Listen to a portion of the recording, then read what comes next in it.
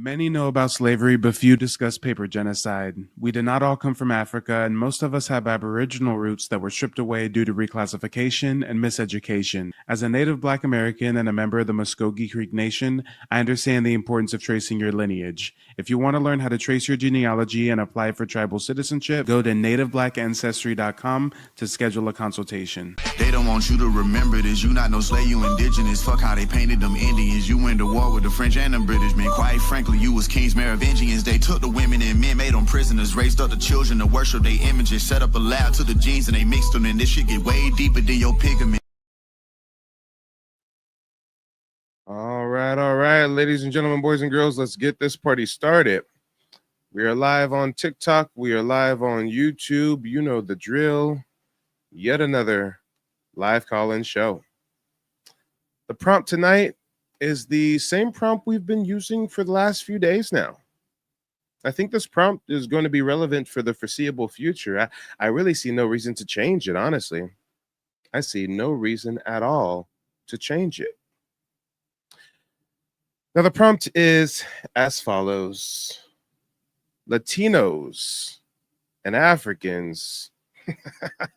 Latinos and Africans have the biggest identity crisis.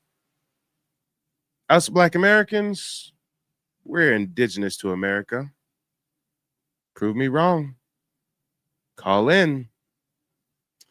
And guys, I don't even really have to wonder whether or not we're gonna have somebody call in. Every single time we do these broadcasts, we have dozens of foreigners that call in and try to dictate heritage to us. We have dozens and dozens of foreigners that try to tell us that they know where we come from and they know our families and they know our motherfucker, you don't know me and I don't know you. And the crazy thing is we don't give a damn about these foreigners, but they are all obsessed with us. I mean, make it make sense, guys. Make it make sense. We have Africans that call in from London and Europe, all over the world. I've had Africans call in from Canada, New Zealand. They be EBA everywhere but Africa. We have these Latinos that try to call in and promote this mestizo myth of being half indigenous, half European. I mean, come on, y'all. Come on. We have to speak to the elephant in the room. And you can always count on me, above all else, to speak to the elephant in the room. Now, real quick, let me try to get my camera fixed a little bit. For TikTok, it's looking good. For YouTube, horizontal, it's looking good. But YouTube vertical, it's looking a little strange. I wonder if I can get this fixed real quick. We've already got a couple callers backstage on the TikTok side of things. We already have a couple callers. If anybody wants to call in on YouTube, let me put the StreamYard link in the chat right now for you. Go ahead and click the StreamYard link. It'll bring you right in. For the folks on TikTok, you should already know how to call in. Just go ahead and click request to join as guest. I'll bring you right up.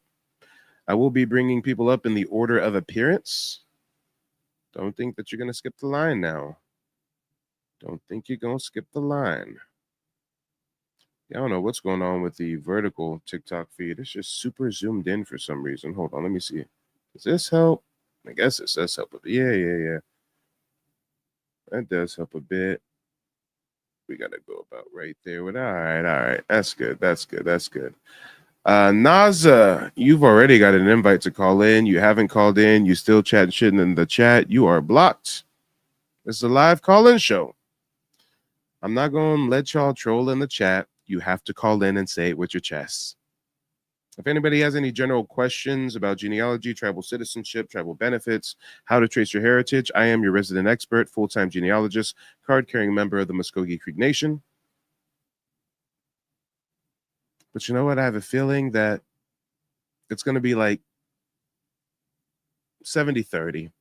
I'm sure 30% of the callers tonight will be fellow Native Black Americans just looking to learn the steps to trace their heritage, maybe pick my brain about different historical events. But we know a good 70% is going to be you Africans, you Latinos, you little white boys, all obsessed with us. And the only reason you'd be obsessed with us is because somehow what we identify as affects your identity.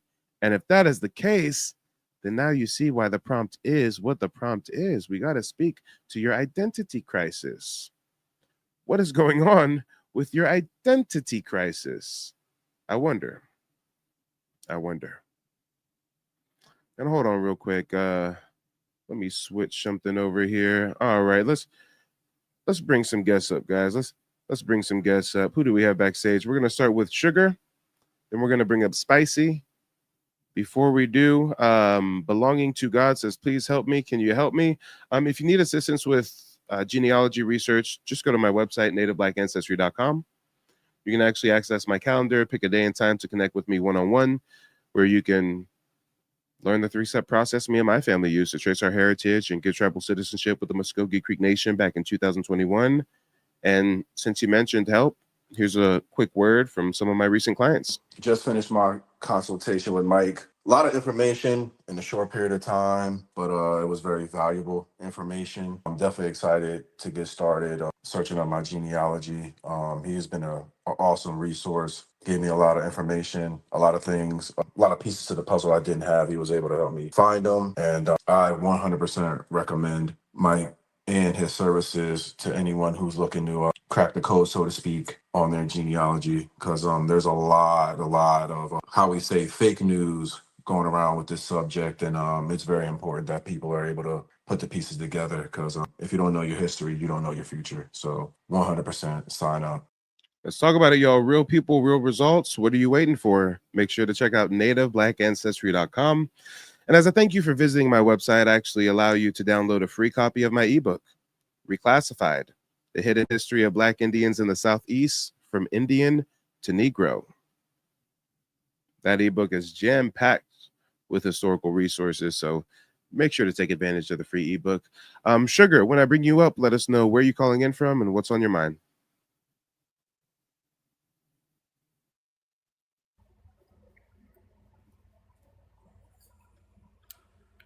Where you calling in from, Sugar? I'm in Atlanta. All right, and you wouldn't happen to be a descendant of African migrants, would you? No, Lord knows there's a lot of them out there in Atlanta, ain't it? it definitely is. And what's crazy is I was arguing with somebody on I'm pretty sure you guys might be familiar with Lemonade because it's a TikTok app. But apparently there was like a girl, she's claiming to be like Cuban and white and a whole bunch of other races. And she told me and a bunch of other people that all black people were from Africa. And it pissed me off so bad. And she just told me, like, yeah, I love history and I study history. And I'm just like, girl, what history books are you reading? Wait, you said her ethnicity was what? She said, well, she claimed, this is social media. She said she was Cuban and white. Oh yeah, come on. That fits into this Latino African this Latino identity crisis. Them Cubans are Latinos. Right. And I just wanted to speak a little bit more about my background. So I have, elders in my family who told me that, for one, my great grandmother is pureblood Cherokee Indian. And we have pictures of her, and you can tell like that she's Indian. And so I just wonder why, them knowing this, like, why do they still religiously celebrate Thanksgiving? And it wasn't until this year I'm just like, okay, they brought it up again about our history. And I'm just like, I don't want to participate anymore, knowing that I have this blood running through my veins. Like, why am I still celebrating Thanksgiving? Doesn't make any sense. Because all your life you grew up hearing about how they really screwed over the Indians and whatnot, but it's not until becoming an adult and doing the research that you realize the Indians was us. Right. So now it makes things a bit personal. Now it really puts things in perspective. Wait a minute. Hold on. Yeah, and then upon learning this, I've also been on Ancestry, and I've And real quick, I hate to cut you off. Christian, no, I muted you because this is a live call-in show. So I'm not going to have you in my chat promoting mistruths about DNA when you don't even have the balls to click and call in. So in a second, you're going to get blocked. Go ahead and call in. We'd love to hear what you have to say. Until then, you're muted once again. Go ahead, Sugar. I guess these trolls don't understand the rules of engagement tonight. This is a call-in show. And thankfully, Christian actually did call in. So he's backstage. We're going to bring him up right once we're finished speaking with Sugar. Go ahead, sister. um but yeah, so I'm on Ancestry and I have a membership, and I've built my timeline all the way back to the 1700s, and we are still in the United States, not in Africa, not in any other country. We're in the United States, and my family was actually living on one of the biggest Indian reservations in Texas in the 1700s. So, with that being said, and me finding that out, Wait, hold on. And the funny thing is, a DNA test could have never told you that. wow, really? No. Absolutely. A DNA test is going to tell you you're 10% Nigerian, 30% Ghanaian, 40% Sierra Leonean, and in the fine print, it's going to say entertainment purposes only. Educated guesses are used. You can't use this for any legal thing or for any land claims. I mean, it's pseudo. It's entertainment value at best. But what a DNA test can't tell you is that your ancestors were living on an Indian reservation. Right. What a DNA test can't tell you is your great great grandma in the 1800s was listed as a mulatto. Then by the time the 1900s come around, she's reclassified to a Negro, and then her Yes. descendants get reclassified to African in I was 1988. gonna say that too. A lot of my family members are mulatto on Ancestry. And I was trying to figure out what that was. And I got into an argument with people about that too, because they're like, oh, mulatto is for black and white. It has nothing to do with Indian. But I'm like, no. Right, That is right. a big point of contention. A lot of people have the misconception that mulatto means like half. And it's funny how they say half black, half white, but they don't specify what the black is, right? Right. So if we're going to say that all black people come from Africa, then they want us to think that mulatto is half African, half white, right? Well, Exactly. for one, watch me just dismantle all this shit. Just in an expert fashion. Watch this. For one, if that's true, and as that person told you, mulatto has nothing to do with Indian, well, then why do I, as a digital archivist, and I'm gonna place you on mute just while I break this down since there's a little static. Why do I, as a digital archivist, have a website, nativeblackancestry.com, with a digital archive of over 600 documents? Family photos, newspaper clippings, book excerpts, Black Indian obituaries, you name it. You guys can download these to your phone, your computer, share them on social media. But guys, we've got some different tabs here. We've got Indigenous Americans. We've got Who is Indian, Who is Negro, which is actually a essay about how Virginia Indians during the World War II draft were reclassified as Negroes. We've got ex-slave interviews, where Black Indians talk about being kidnapped by slave traders from Indian territory and sold at slave auctions such as Shreveport, Louisiana. And then we've got Indian slave ads. And with this collection of Indian slave ads, I can prove that mulatto was a misnomer to describe an Indian. Check this out. Check this out. Prince William, June 1st, 1776. Run away from the subscriber on his journey from Williamsburg on the 11th of May, near King William County, a mulatto servant man. A mulatto servant man named John Newton, about 20 years of age, an Indian by birth. But we're supposed to believe that mulatto means half black, half white. But here we got Indians being reclassified as mulatto servants. Now you see why they call me the king of receipts. But this isn't the only one. Check this one out. Hold on. Where'd it go? Here we go. This is September 30th, 1851. $100 reward. Run away from the subscriber on the 29th. John, sometimes called John Carwile, a mulatto fellow showing Indian blood. Oh. And we know that back then they didn't always use the term mulatto. They sometimes also just use the term yellow.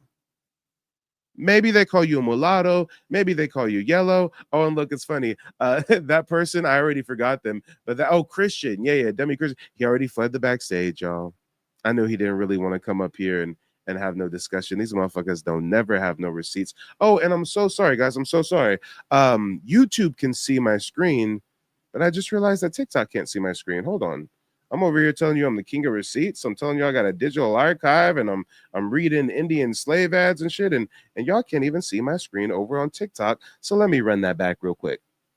Again, guys, on my website, nativeblackancestry.com, I've got a digital archive, over 600 documents, family photos, newspaper clippings, Black Indian obituaries, you name it. You can download these to your phone, to your computer, share them on social media, all that good stuff. And I've got a few different tabs here.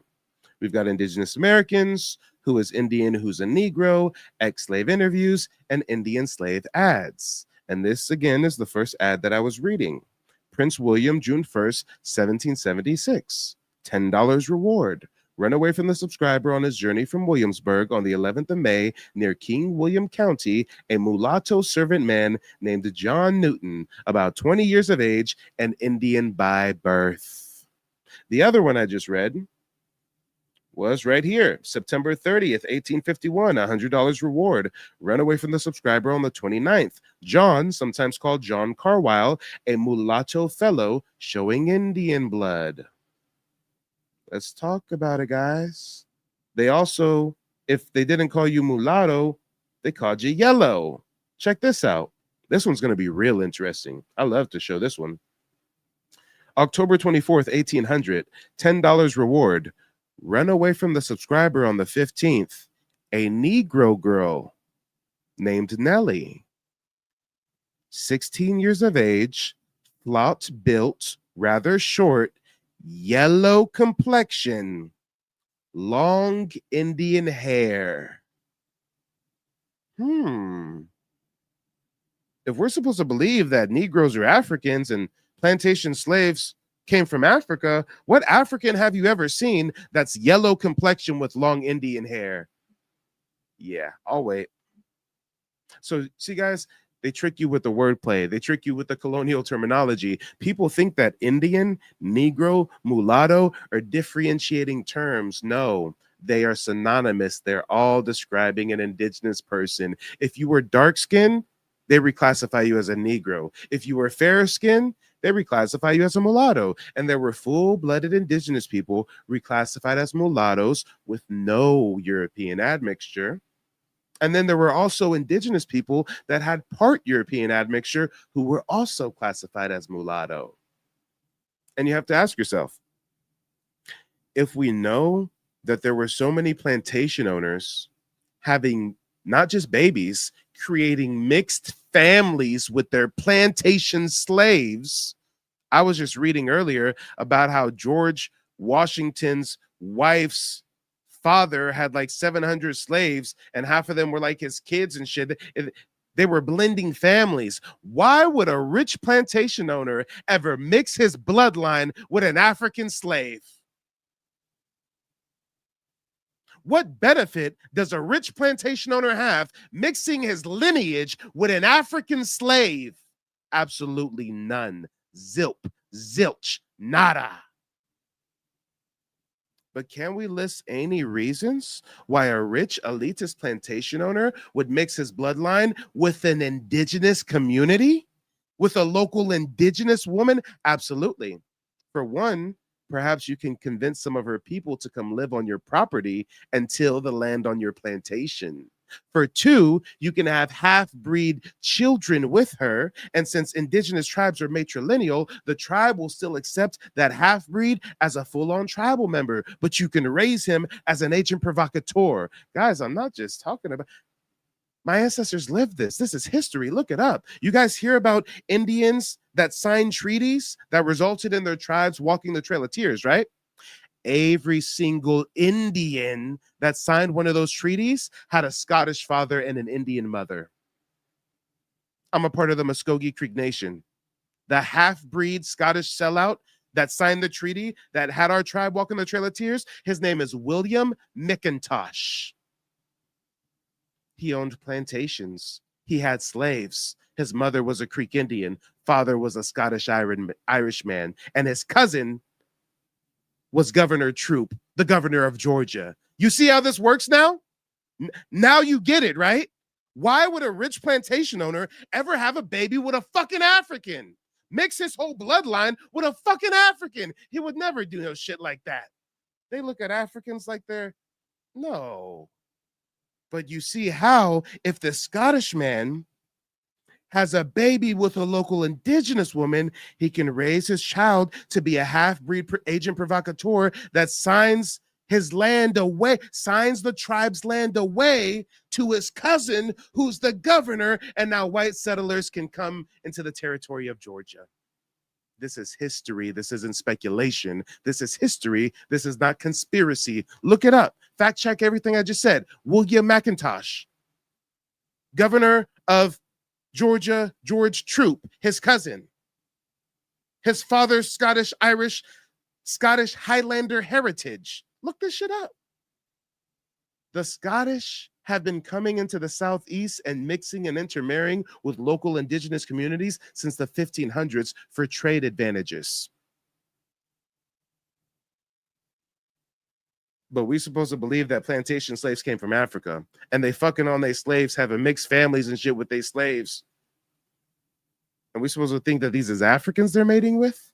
Okay, I digress. Oh shit, I forgot I had a panel member up here. Okay, I'm cooking. Sugar, go ahead, unmute yourself. What's on your mind, girl? I'm sorry. I went on one. You're still on mute, Sugar. There you go. I'm sorry. I was arguing with somebody in the chat. Somebody named Brittany something. Hey, don't pay these people no never mind when they ain't even got the balls to call in and say what they chest. She says something. She's like, what about before the 1700s? Girl, obviously I'm still tracing my bloodline. I haven't gotten farther than that yet. And Africans weren't brought to North America in large quantities prior to the 1700s. So what about before the 1700s? Right. So what point did you just make anyway? Yeah, hey, real quick, shout out to Saturn. Saturn says, my last name is Scottish, but it was on your surname list. Yes, there's a lot of Scottish surnames on the surname list on my website. On NativeBlackAncestry.com, I have a tribal surname list where you can see if any of your family's last names align with the 5 civilized tribes. And you're going to see a lot of European surnames, a lot of Scottish surnames because of the Scottish intermixing and because during the process of forced assimilation, indigenous communities adopted European surnames. So yeah. Hey, a lot of us got Scottish heritage, but we ain't got no African heritage. I got some German lineage. I ain't got no African in me, though. These motherfuckers want to claim we're mixed. Yes, we're mixed with European, because Europeans have been trying to mix with us and been colonizing us for 500 years. We ain't mixed with no Africans, though. Some of us, but very few and far in between. But go ahead, Sugar. And Israel, the website is nativeblackancestry.com. And Don Juan, you're a musty bush baby bitch because you're talking in the chat, but you ain't calling in. Go ahead, Sugar. And it is crazy because you can tell the difference between somebody who is from Africa and somebody who is Black and lives in America. Like the facial features are totally different. So I don't even understand why they say stuff like this. I think it's just to gaslight us. I'm not even sure. It's because they have an identity crisis. It's because the only thing Africans have ever had going for themselves is their alleged kinship to us. That makes sense. I mean, it's not like I'm ashamed or anything like that, but it's just that I know my background, so I'm not going to claim to be something that I'm not. They use the shame as a deflection, as a straw man argument. You could never say that we're claiming to be indigenous because we're ashamed to be African when most of our ancestors fell for the government psyops that was the Pan-African movement of the 80s and the 90s, and we was rocking dashikis and unks and proud to be African. We ain't got no problem praising our African heritage if we actually have it. But if we learn that we've been lied to and we do our genealogy and we ain't got no Africans on the family tree, then we got to figure out what our real roots are. And guess what? It's right beneath your feet. Right. And I did reach out. I have to go through my emails, but I did reach out to try to get some help with the rest of my timeline. And I'm sorry, not my timeline, my family tree. And they gave me a bunch of links, and it was a little overwhelming to look at. So I did want to speak to you about that because I know you said you do help with that. So I'm assuming that your process might be a little bit more easier Yeah. because that stressed me out just reading the email. Like I appreciate the information, but it's a lot to fork through. But I definitely do want to get a membership or whatever comes from finding out my family. Yeah, it's all about reconnecting with the tribe of your ancestors, just like me and my family were able to do. Absolutely. And if you do need more like personalized guidance, just go to the website nativeblackancestry.com, scroll down the homepage. You can actually hold on a second. I'm not sharing my screen the way that I thought it was. Hopefully YouTube saw all the different fugitive slave ads I was running through and everything. I think I might have been stuck on one page for a moment. Hold on a sec. Let me fix this. We got to share the entire screen. Damn. Hey, YouTube, have you guys even been able to hear the callers on TikTok? Hopefully you guys have been able to. Empress, give me some feedback. I'm just realizing that my audio may not have been connected properly. Are you guys hearing Sugar over here? Yay or nay? Belonging to God says, how do I call in? Just click the StreamYard link in the chat. I'll bring you guys up. We already got somebody backstage in StreamYard that we're going to bring up in a bit. Empress says she can't hear. Okay, cool. All right, so as I was saying, if anybody needs personalized assistance, just go to my website. You can actually access my calendar, pick a day and time that works for you. I do hour-long consultations where I teach you the 3-step process that me and my family followed to trace our heritage and get tribal citizenship with the Muskogee Creek Nation back in 2021. And based on your budget, there's a couple different add-ons that you can get with the consultation. You can pay a little extra to have it recorded. That way I send you a copy of the recording. No need to take notes. You can share that recording with family, friends, et cetera, et cetera. Or there's an extra add-on where you can get more historical context. I give you an hour-long history lesson on everything from colonization to Reconstruction to modern day, really to fill you with historical context, because it's really not enough to just know how to do genealogy research, but you really have to be a cultural expert to a degree. You have to know a lot of historical context when it comes to the tribes of certain areas, why a county is named this way. When the forest is named DeSoto's Forest, who's DeSoto? What was he doing in that area? What tribes were they? What did they do to those tribes through the centuries? Walter Plecker, Racial Integrity Act, 1924, if you're on the East Coast.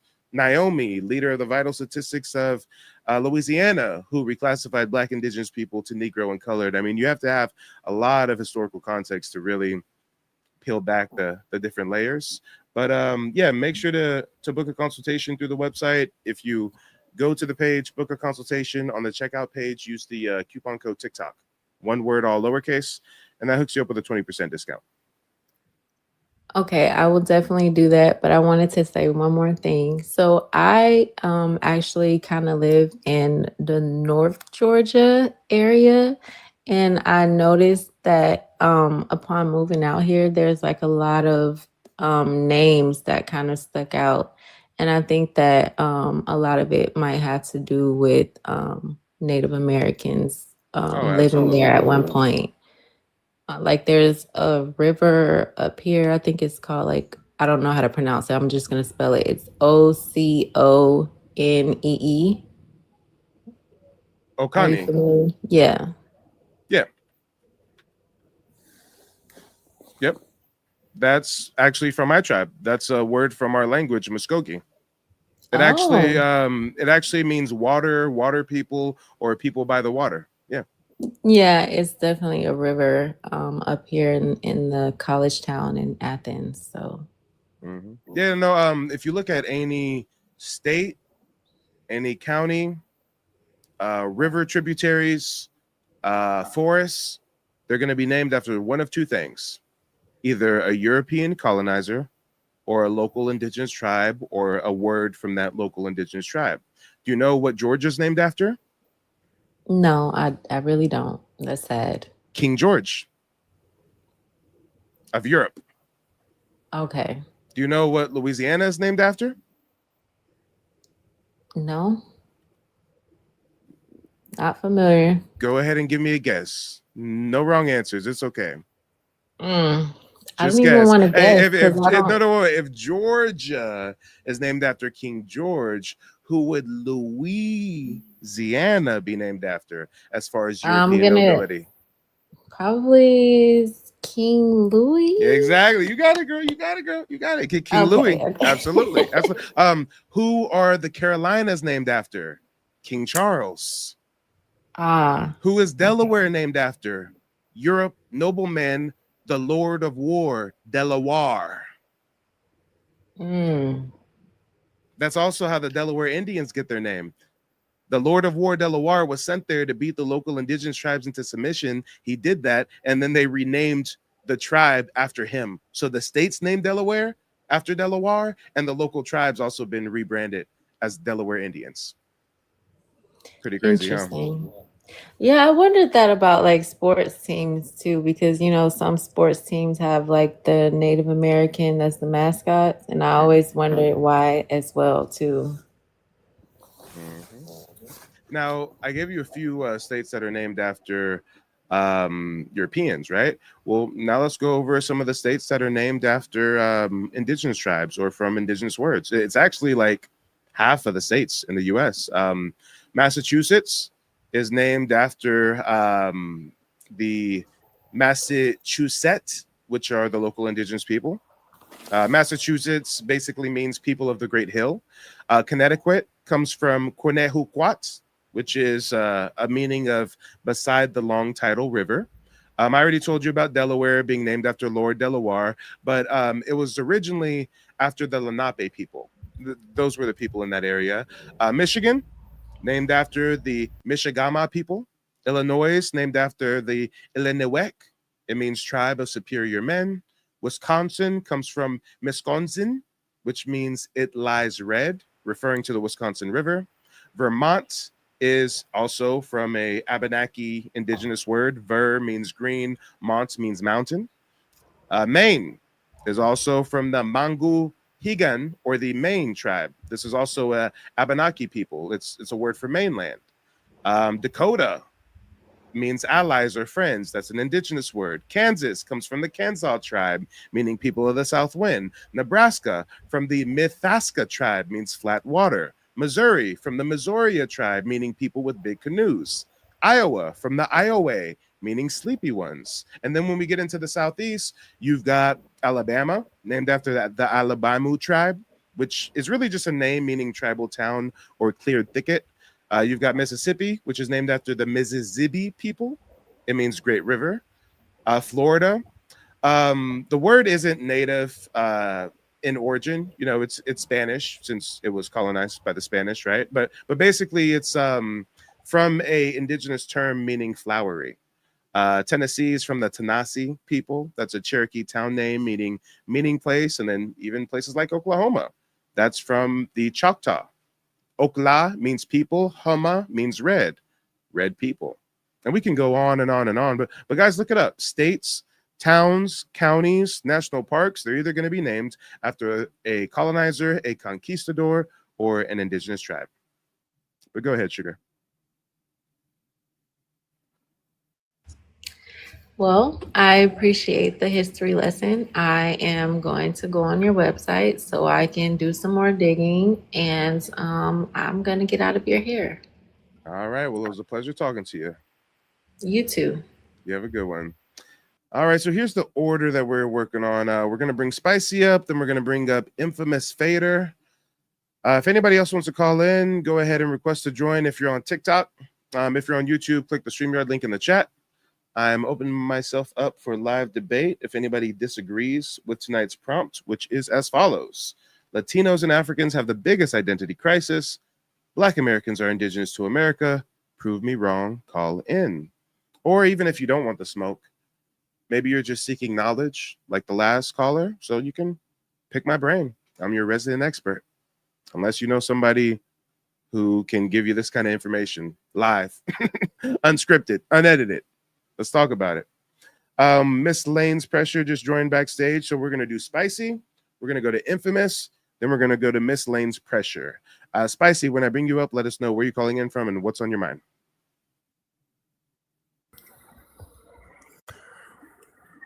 What's going on, Mike?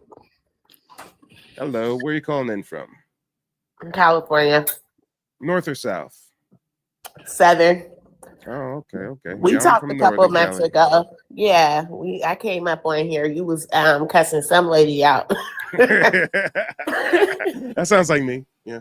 Yeah, but she tried it though. She didn't know what she was talking about. Hey, wait, hold on. For people who are unfamiliar with me, give them the full context. I was cussing the lady out because she deserved it. She did.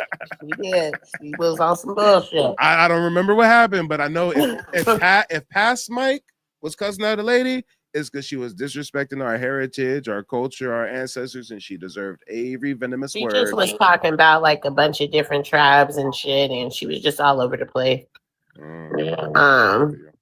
Yeah, she was talking about what your one ancestor you was up here just talking about, and you like, that's my ancestor. I know what I'm talking about.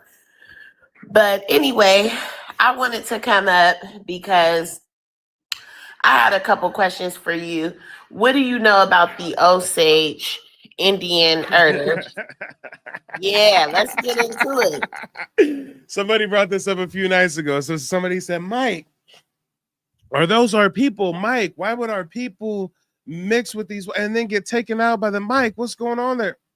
Right. Them ain't our people. That's them Siberian migrants. That's them bear. Our people wasn't willy-nilly marrying white boys and then getting the house bombed by them so they could steal the oil. No, that's them. Come on. That's them Siberian Huskies. That's not us. That's not us. My second question was going to be, what do you know of any Black American Indians who were considered part of a tribe outside of being called a freedman? Because why do they try to, and I asked that because that Sarah's Oil movie just came out, and that's making me think a lot about the land, and it's making me think like, why do they have to associate us with slavery by the Indians or the Siberians? That's what I want to know. And is there any actual historical records of melanated Indians being recognized without being called a freedman? Damn, I know. I want you to look. I want you to look. Such a good. No, it ain't look. I ain't gotta look. I already know the answer. I'm just like you just asked such a good question. Because this is going to educate so many people. We're hearing in the news about the Creek Freedman court case, the movie Sarah Rector movie, Sarah's Oil just came out. There's no way that I can give a simple short answer. So let me just stretch my wrist real quick. Let me just crack my knuckles. I'm about to break it all. Now, guys, what I'm about to break down is actually part of a presentation that I give during the one-on-one genealogy consultations I provide. So consider this just some free game, right? But in order for me to properly break this down, I got to bring up an online whiteboard. So give me just a moment. Okay. Check this out. I'm going to break it all the way down. I said earlier, I'm your resident expert, right? Some people are new to my broadcast. They're like, you what? How are you an expert? I'm going to demonstrate my expertise right now, live and direct. Check this shit out. Check this out. We got to switch the screen a little bit on TikTok so you guys can see the whiteboard better. And away we go. All right, so first and foremost, You got to understand, when we talk about freedmen, there's two different types of freedmen. You got freedmen of U.S. territory, and pardon the chicken scratch. You guys try drawing with a mouse on an online whiteboard. It's pretty challenging. You got freedmen of U.S. territory, and you got freedmen of tribal territory. Now, what's the difference between tribal territory and U.S. territory? Geographically, not much. We might be in Louisiana. Some of the acreage is owned by a local indigenous tribe, so that's tribal territory. Rest of the land is owned by the U.S. government, so that's U.S. territory, right? Well, let's start by covering some of the similarities between the freedmen of U.S. territory and the freedmen of tribal territory. First similarity. In U.S. territory, you did have some folks that were enslaved, and then they were freed, hence the term freedman. Pretty self-explanatory. Nothing wrong with that, right? Same thing in tribal territory. You had some folks that were enslaved, and when they got freed, they're regarded as freedmen. But here's the thing that most people don't realize. In U.S. territory, there were also people that were never enslaved, and they still got reclassified as a freedman. How does that work? Here's a good example. A couple months ago, an older lady, she hired me to trace her family's heritage. When I presented the results to her, I showed her a document where her grandfather had a labor contract negotiated in Louisiana through the Freedmen's Bureau. So this lady says to me, "Oh, Mike, my ancestor was a freedman, so he was a slave." Well, I then show her more documentation where her same ancestor is listed in the 1840 Louisiana census as a free person of color. Not only that, her ancestor owned plantations. Not only that, her ancestor owned slaves. But wait, there's more. I found the actual purchase agreement where her ancestor was buying slaves to grant them their freedom. It's called manumission. He would write in the contract, "When this transaction is concluded, so and so is free and has the full protection of my family." But this lady would assume that her ancestor was enslaved at some point because of this freedman classification. See how that works? Now, you also have free Black Indians, free people of color in tribal territory who are never enslaved, but when it came time to sign up on the Dawes roll, they get racially reclassified as a freedman. What is the Dawes roll, some of you are asking? Some people who've heard of the Dawes roll think it's just like the Indians keeping count of their tribal members or something. No, much more nefarious than that. The Dawes roll is named after Henry Dawes. Who is Henry Dawes? A Massachusetts senator. They sent a white boy from Massachusetts out to Oklahoma to pick and choose who's an Indian and who's not an Indian anymore. They created a Dawes Commission. They had white federal agents go interrogate our ancestors in their homes. Where are your people from? Do you speak the language? How long have you lived in the territory? And guess what? If they didn't like an answer to one of their questions, or if they didn't like the way they looked, then their Dawes roll application got rejected, and they get absorbed into a Negro, colored, or mulatto category. And if they were lucky enough to get placed on the Dawes roll, well, if they failed the brown paper bag test, if they were too dark skinned, they got racially reclassified as a freedman. Now, check this out. What incentive does the European Rand Dawes Commission have in racially reclassifying indigenous people as freedmen, even though they weren't slaves? Check this out. When we talk about Indian removal 1830s, I told you guys earlier it was half-breed Scottish sellouts who were signing these treaties. And when the tribes go west of the Mississippi to Arkansas, Oklahoma, they're going there thinking it's now Indian territory. They're going there because they now have a treaty with the U.S. government that says, go west of the Mississippi. You can have these hundreds of thousands of acres. We will not fuck with you. You will not have a single white settler step foot on your land. You're going to give us all your rich land in the Southeast, the finest agricultural land in the world. You're going to give it up in the Southeast, go to Oklahoma and Arkansas, and we ain't going to mess with you no more. That was the agreement. That was the treaty. But guess what? A couple decades later, some Europeans sneak over to Indian territory. they go report back to Uncle Sam and say, Uncle Sam, have you lost your damn mind? You don't realize that that land we gave them Indian folks to relocate to is rich with oil? So what does Uncle Sam do? They create something called the Curtis Act, which dissolves tribal governments. Hey, tribes, you ain't running yourself no more. We run you, the federal government, that is. After the Curtis Act, they come up with the Dawes Roll, the Dawes Commission, where these European agents come out to Oklahoma and pick and choose who's an Indian and who's not an Indian no more. So many of you guys have heard of the term $5 Indian, and you've probably asked yourself, how are these European settlers able to pay $5 to get placed on the Dawes Roll fraudulently? Because their European buddies were in charge of the Dawes Roll. That's how. Let's talk about it. Now, here's a difference between the freedmen of U.S. territory and the freedmen of tribal territory. The freedmen of U.S. territory were promised 40 acres and a mule. They never got it.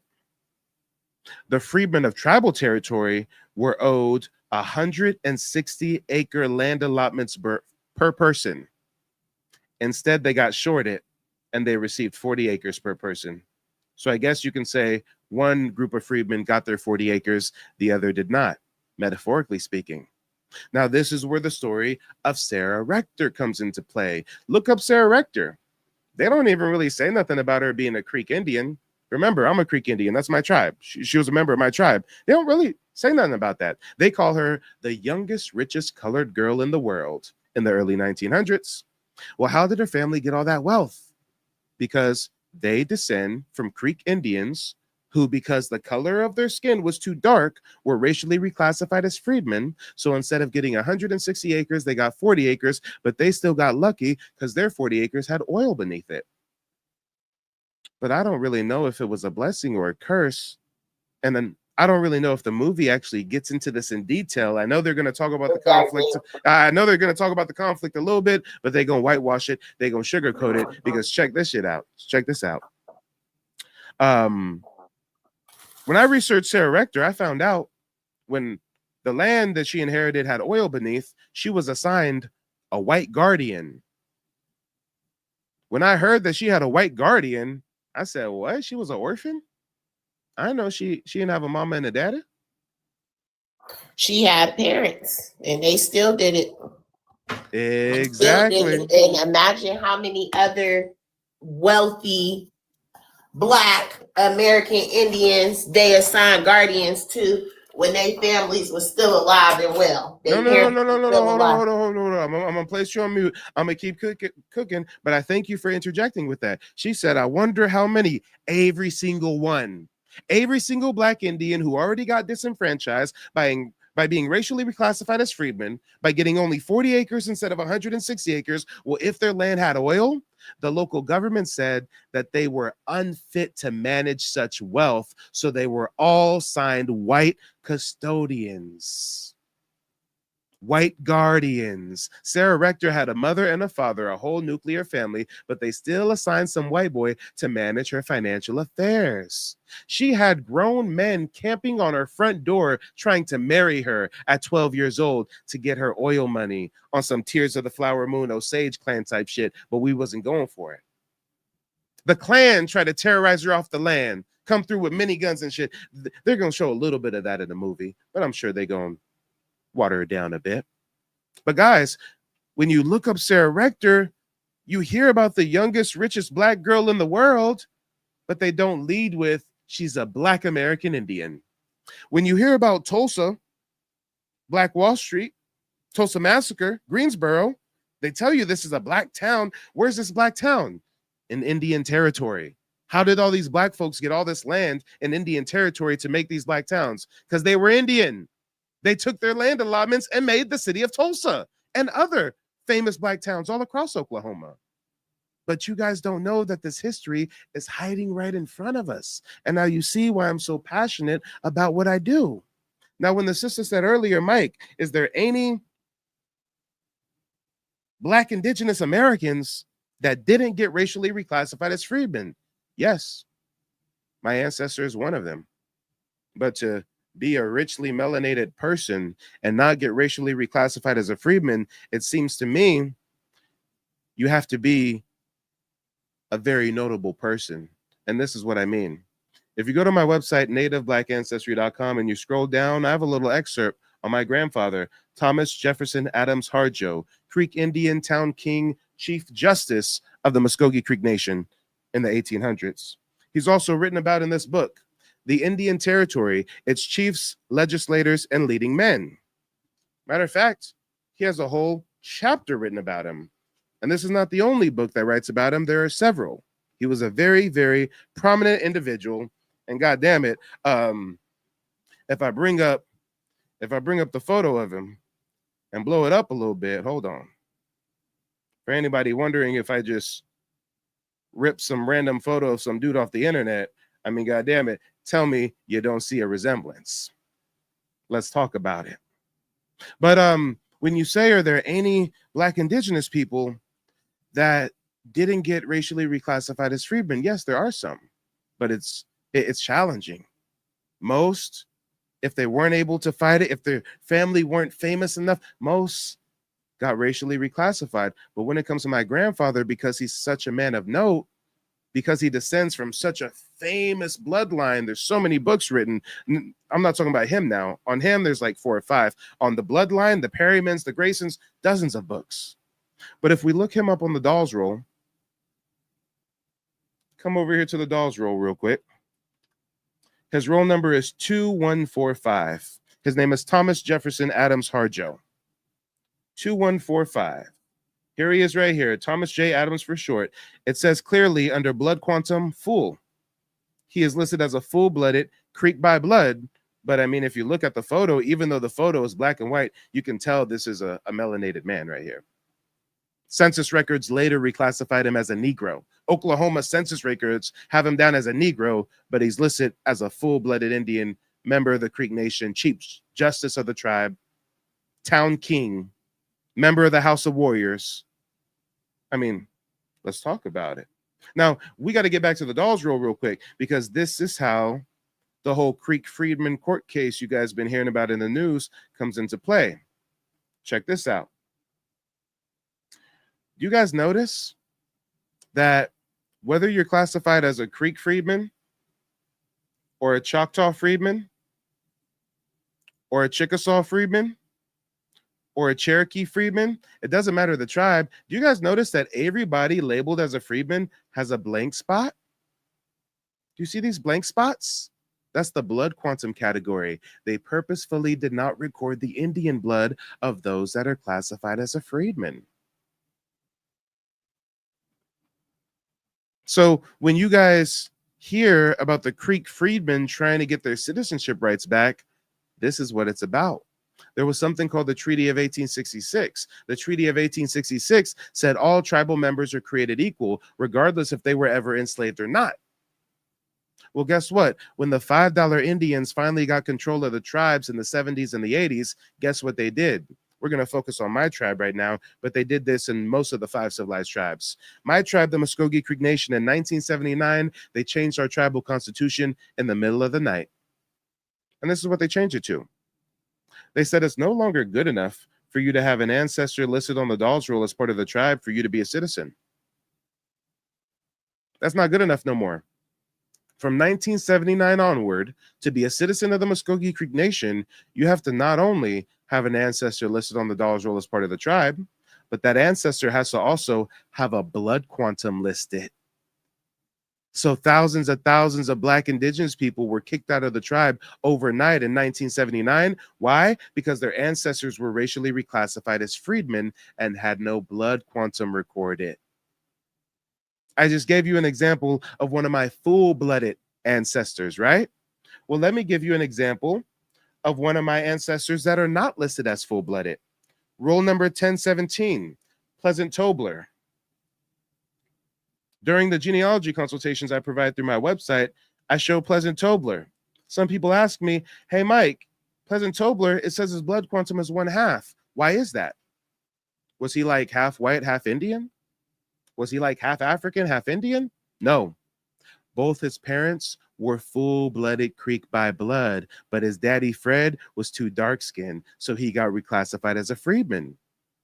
And even though he's a part of the tribe, if you're classified as a freedman, you have no blood quantum written down. So now Pleasant only has one parent with a blood quantum. So now he's a half blood.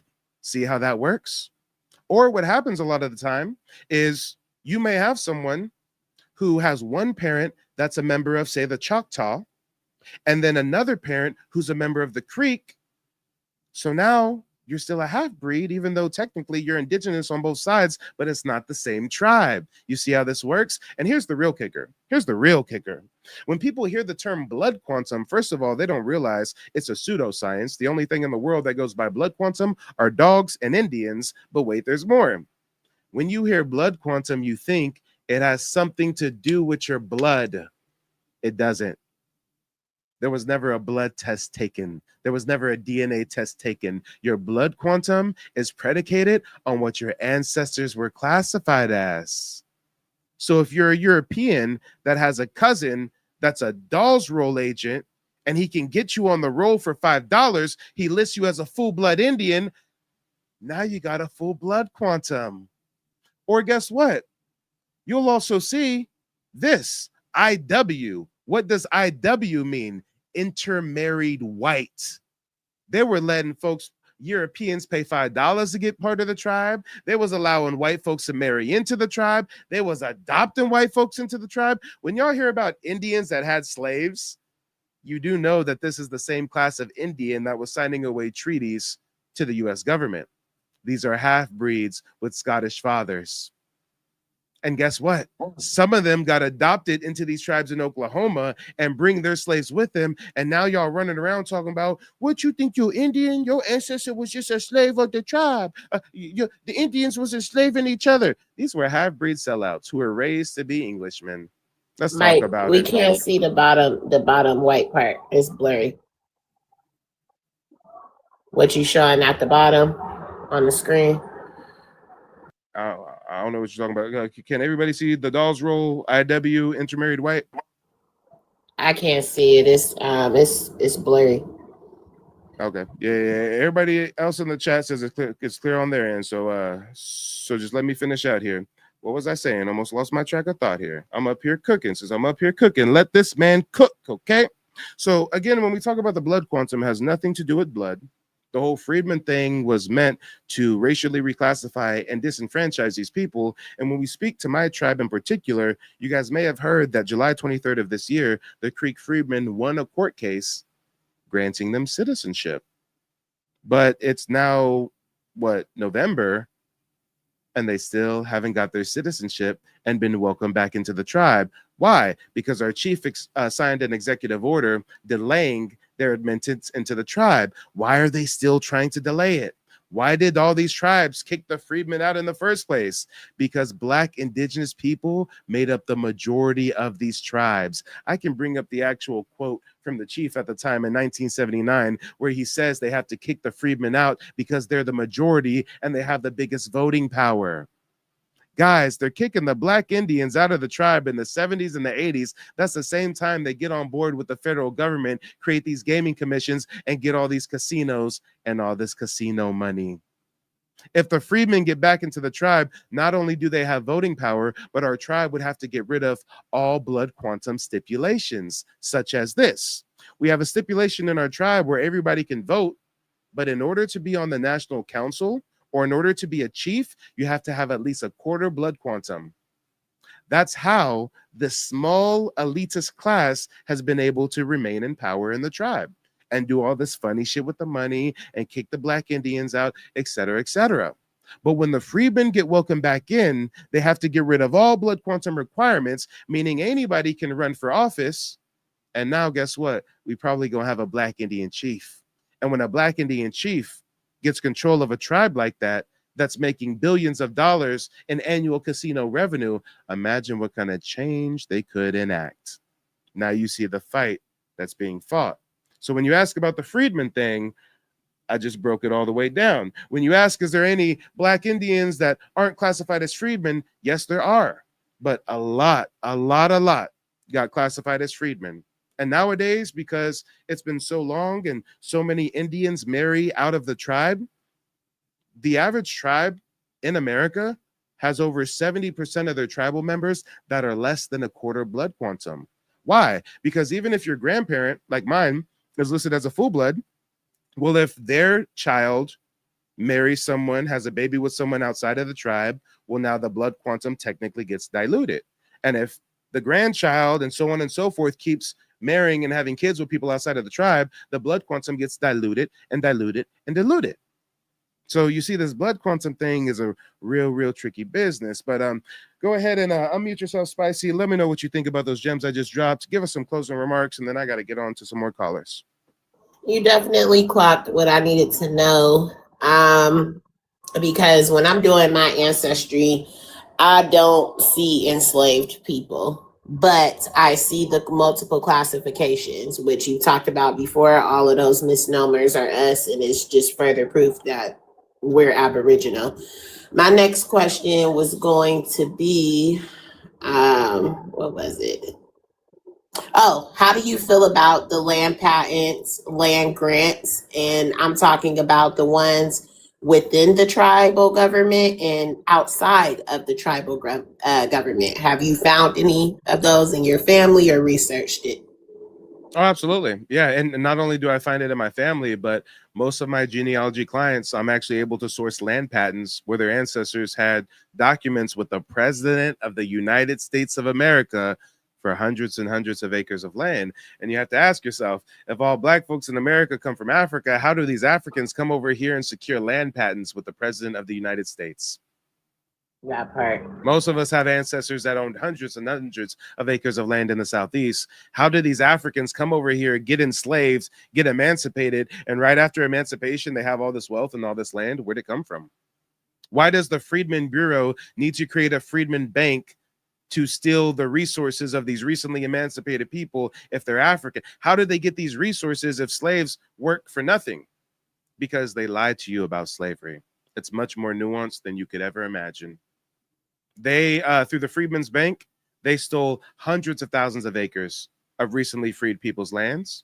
Not only that, but they're responsible for $1 to $2 trillion of generational wealth being stolen from Black Indigenous communities of the Southeast, because the Freedmen's Bank within 10 years went bankrupt. Then white folks was gambling the money away.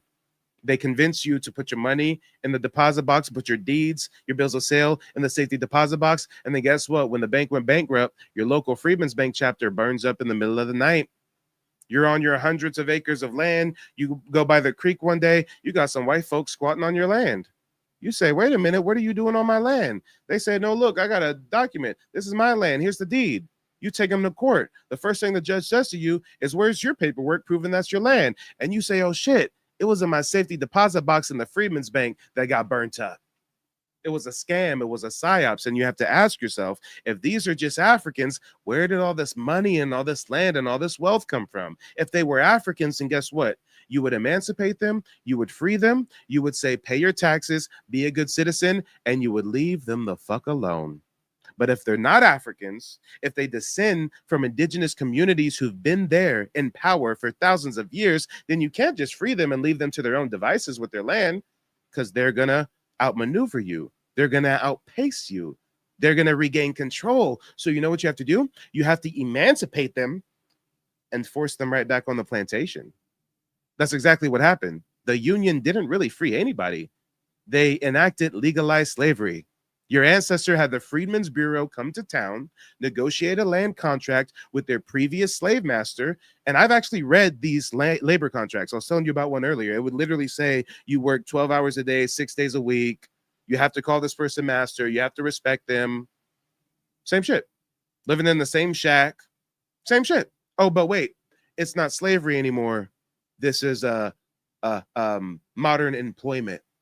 And what's your compensation? Well, when harvest comes, you're supposed to get a percentage of the crop, hence the term sharecropping. But what actually happened in reality was, when harvest time comes around, slave master pulls out his book and says, hold on, you owe me rent for that shack you've been living in, because you know you're free now. So even though you was living in that shack for free before, now you owe rent.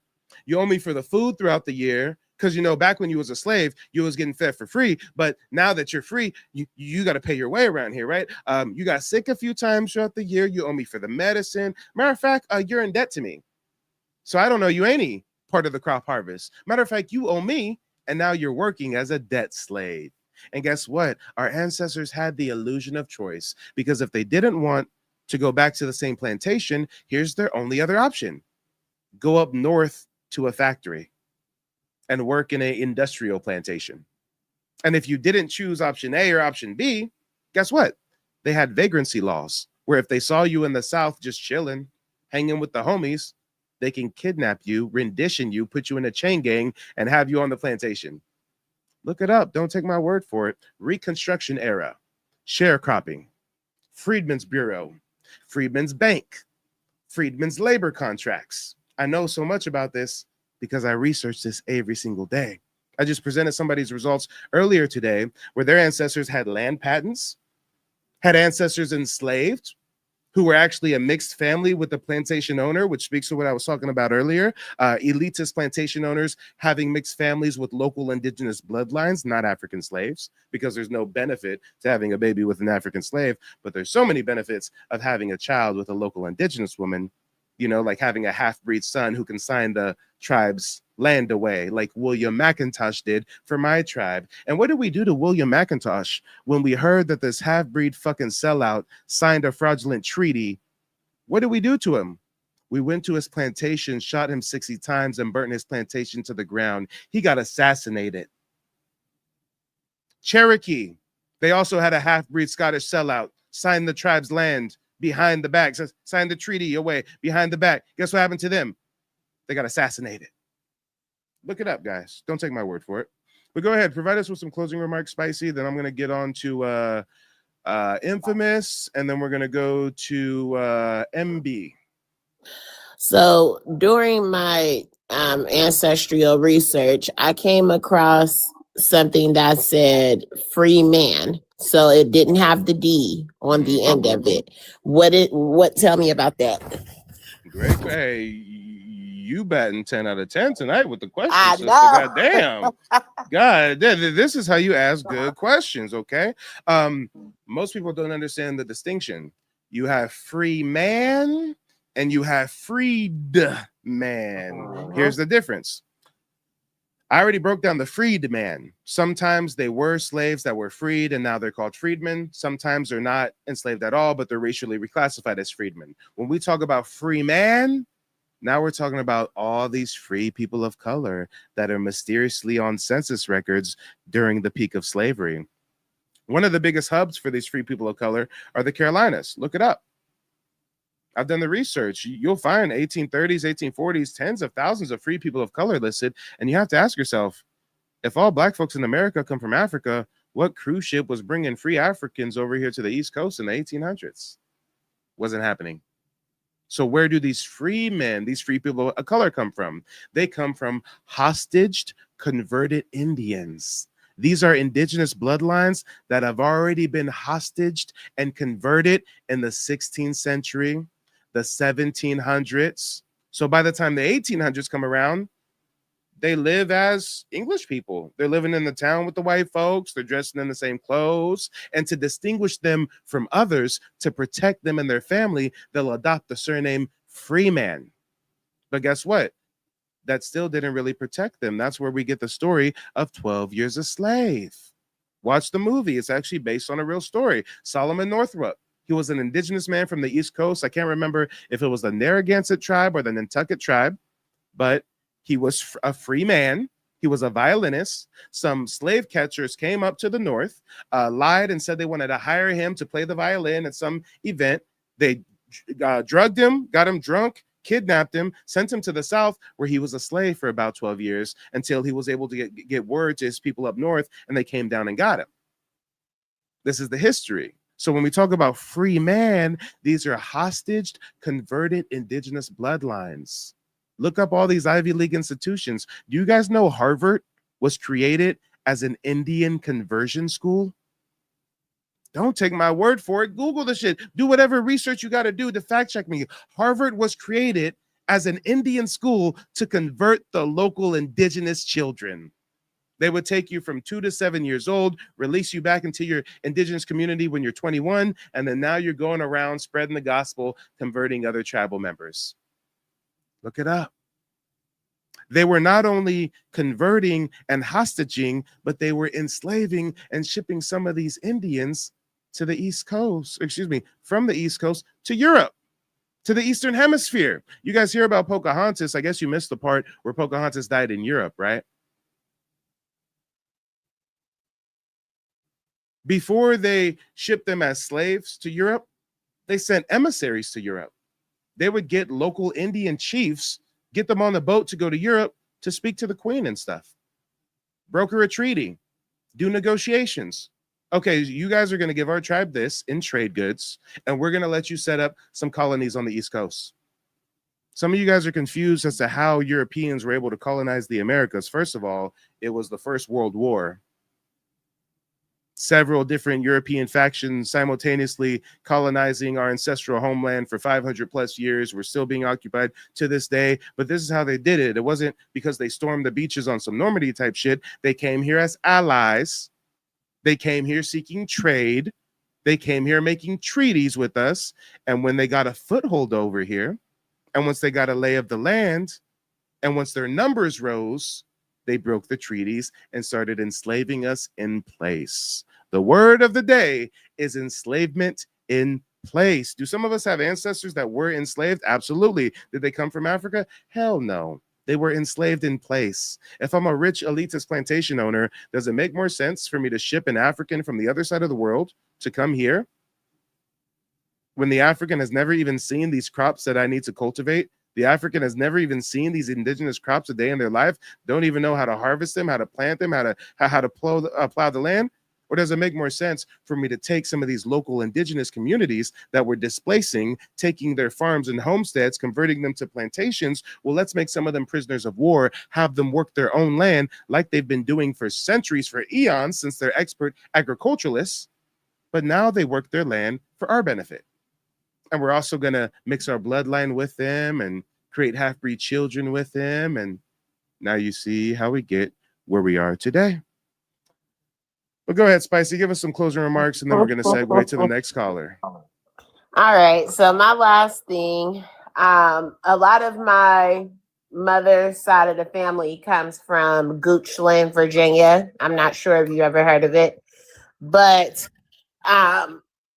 in Goochland, my grandmother basically is trying to figure out how our family owned land and resources, but were supposedly slaves, but she can't really find slave documents. And I'm trying to tell her that it's not, slavery was not the way that it was presented. A lot of people, a lot of our ancestors who were Aboriginal, they owned slaves, they hired people, and it wasn't how they perceived it to be, like what they tell us in the history. But I'm just trying to get that through her mind, but it's gonna take some time. She a little old school, but she knows that we've been here, but she also thinks that we're the Moors, and I'm like, no. Moors are African conquistadors that helped the Europeans infiltrate our homeland. Right. Now, hey, if you do your genealogy, you might find some Moorish heritage, because those Moors also mix with indigenous communities. But the Moors, they're mostly going to have a presence in Latin America, because that's where, the Spanish were. The Spanish did colonize the Southeast for quite a period of time, though. So if you have roots in Florida, Georgia, Alabama, it is a possibility. But a lot of people cling to this Moorish stuff in a pseudo fashion, not really understanding the history. Now, how do you feel about Wait, hold on. This is some dummy in the chat. Well, actually, I'm sorry. I'm not going to call you a dummy. I'm going to be respectful. A biased person in the chat, and I say his bias because his name is literally Moor L. He says Moors are not African. Yes, they're North African Berbers that occupied Spain and Portugal for hundreds of years until they were kicked out with the Reconquista, and then kicked out in 1492 with the Alhambra Edict. But you identify as a Moor, so why don't you click request to join and call in, and you can be our resident expert on Moorish history, and let's compare notes, Mr. Moor L. But go ahead, sister. And my last thing was, how do you feel about the idea of a lot of these countries being here in America first. Like we have multiple places called Greece and just all these different country names. How do you feel about that? Do you believe America is the old world? Well, I don't think that like these countries were necessarily here first. Like Greece wasn't here at it. Like that's a whole different place. But yes, America is definitely the old world. It's falsely labeled as the new world. America was the first to rise out of the ocean's water from an unbroken line of Greenland down to South America, while Europe was just a few islands here and there. America has always been the cradle of life, the cradle of civilization. Guys, the cradle of life and civilization is not in Africa. It's in the Americas, Amazon rainforest to be exact, where they're doing LiDAR scanning and finding pyramids and mounds identical to the pyramids and mounds that we find in the Southeast, St. Louis, all up and down the Mississippian area. So yeah, anybody with half a brain who's done any research knows that America is not only the old world, but it is the land of milk and honey. We feed the world. Do you know how many of our indigenous crops is exported and feeds whole countries and shit? I mean, potatoes are indigenous to the Americas, fed all of Ireland. You be eating Thai food and shit. They be, mixing up the spices. That's from us. Tabasco pepper comes from Tabasco, Mexico, Yucatan Peninsula, Olmec territory. This is all us. Tomatoes, indigenous to here. Chocolate, cacao, indigenous to here. Maize, corn, indigenous to. Come on. Wild rice. The list goes on and on. We are it. We are everything. That's why everybody and their mama wants to come here, wants to move here. If you live on the Eastern Hemisphere, you know how you show your fellow countrymen you're rich and you made it. Let's say you're in China. You know how you show that you're rich and you made it? You vacation in America. If you're an African and you're an elitist and you make money, you know how you show you're rich and you made it? You relocate to America. Everybody and their mama wants to move to America and never go home. Why? Because this is the origin of everything. Even when we talk about pyramid building, pyramid culture, Africa has 300 pyramids. The Americas has over 2,000. The biggest pyramid of the world is not in Africa. It's in Pueblo, Mexico, the Cholula Pyramid. The oldest pyramid in the world is not in Egypt. It's in the Americas. Let's talk about it. I can bring up Freemasonic text right now, written in the 1800s, that says that we had a global seafaring civilization and our armies were terrorizing all of Europe and Africa and Asia, and that we set Egypt up as a colony of ours because at that point in time, it was the center of the earth, and we knew that what was at the center would stand the test of time. These aren't my words. These are elitist, secret society Freemasons writing this in their esoteric text that you were never supposed to read. As a matter of fact, if anybody drops if anybody throws a 10 on it through a gift or a super chat or something, I'll take a commercial break and bring up that exact text and read it to you and share my screen so you can read it yourself. But go ahead, give us some closing remarks, and then I got to get on to the next person. All right, it's been real, Mike. I'll save my 21 questions for the next time that I come up. But I think you have great information, and keep doing what you're doing, bro. Yeah, well, I appreciate it. Thanks for calling in. All right, peace. Producer says, really? Over 2,000 pyramids here? Don't take my word for it. Look it up. Look it up. 2,000 to 3,000. Olmec, Maya, Zapotec, Teotihuacano, Tenochtitlan, Cahokia. The Philadelphia Museum of Art is built on top of a truncated pyramid site. Come on. You know what they did to our pyramids, our mound sites? Look it up. Most pyramid mound sites in the Southeast were destroyed and converted to cotton plantations. Let's talk about it. Some of the mounds to this day are protected as parks, and some of them are literally called plantation mounds. It's really sick what they did.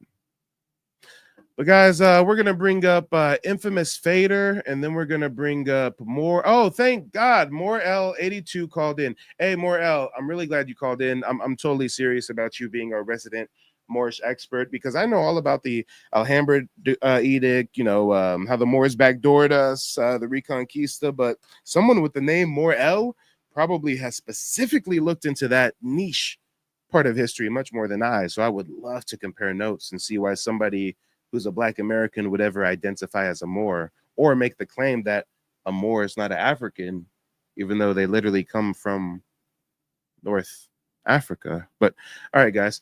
Infamous, let us know where you're calling in from and what's on your mind. Yes, sir. What's up, Mike TV? What's up? I'm calling from Covington, Georgia right now, but I'm from Pittsburgh, Pennsylvania, actually. So I've been watching you probably maybe almost 2 years right now, back from the Jermaine Shoemake when you was going off on him on down to going off on E Black. So keep doing what you're doing, man. So hey, I appreciate it. You a long-term viewer. Well, let us know what's on your mind, brother. All right, I just hear people calling in talking about Black people can't be Indians, talking about there's no such thing as a Negro Indian. But I'm doing research, listening to my mom, some of my family members. They kind of will stay low key and stay underneath the radar. But I just had to come out. That's why I sent you that document showing in Knoxville, North Carolina, showing the Negro, the Indians, native born in there, and those were at registration cards. And, I just had to put it out there for that, to whereas a lot of the Negroes were Indians. I mean, mulattoes are mixed with Indians. I mean, there's different mixers. Some are full blood, but either way it go, all of the admixture from what I've been finding out is still indigenous and still it's still indigenous. And there's no African. The African is like the unicorn, is like the mythological. It's very, very hard to find. Would you agree?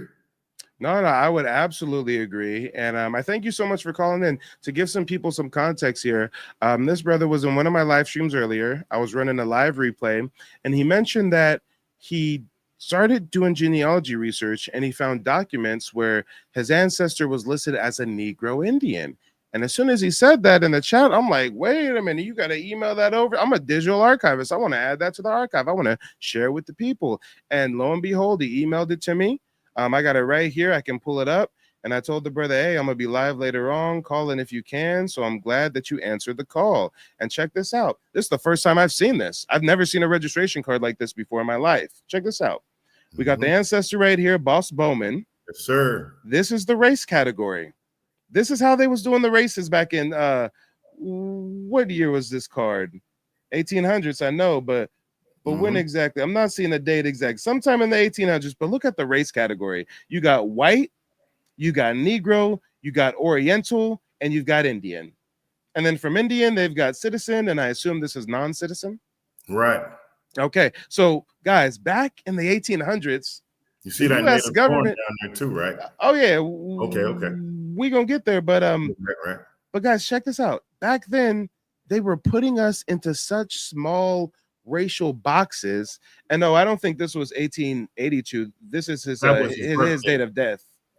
That was his birthday at 1882. That card was actually in the early 1900s, getting ready for World War I.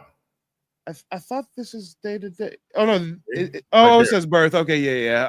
I might have zoomed in. I thought that said death. It's kind of old and faded. So his date of birth was 1882. But guys, look, they putting us into 4 boxes. You're either white, you're a Negro, you're an Oriental, or you're an Indian. And what has his ancestor classified as?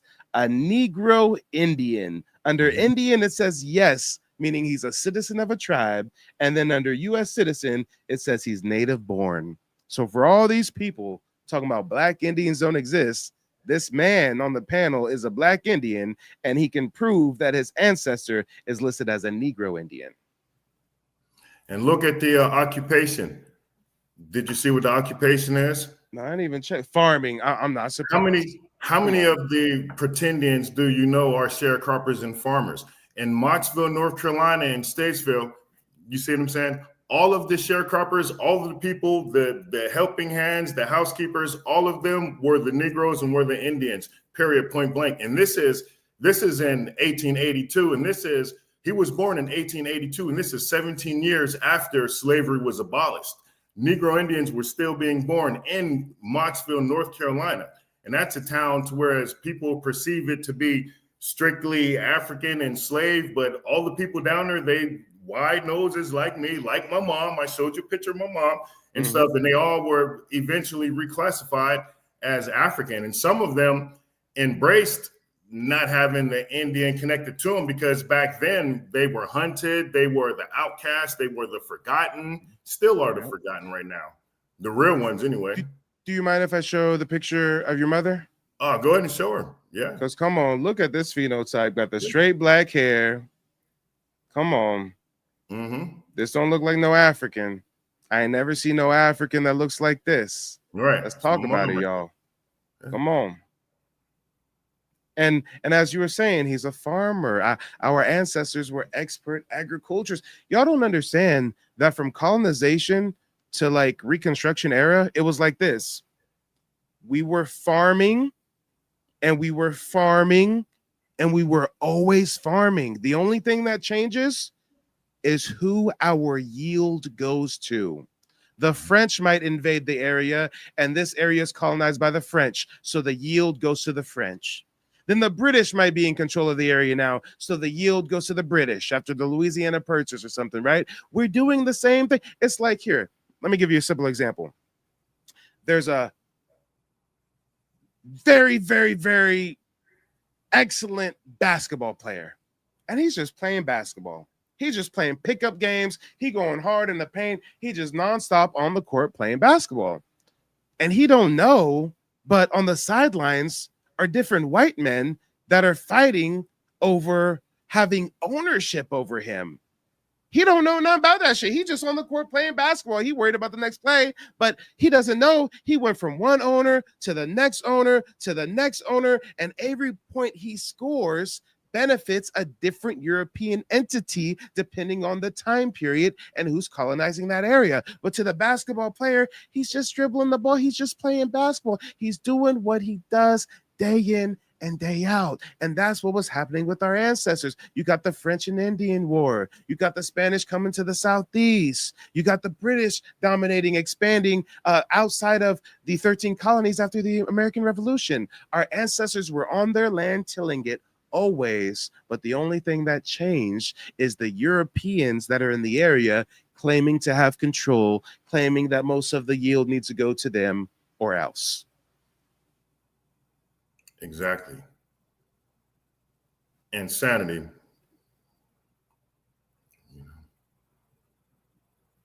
And it's funny because I don't really hear of Africans being expert farmers.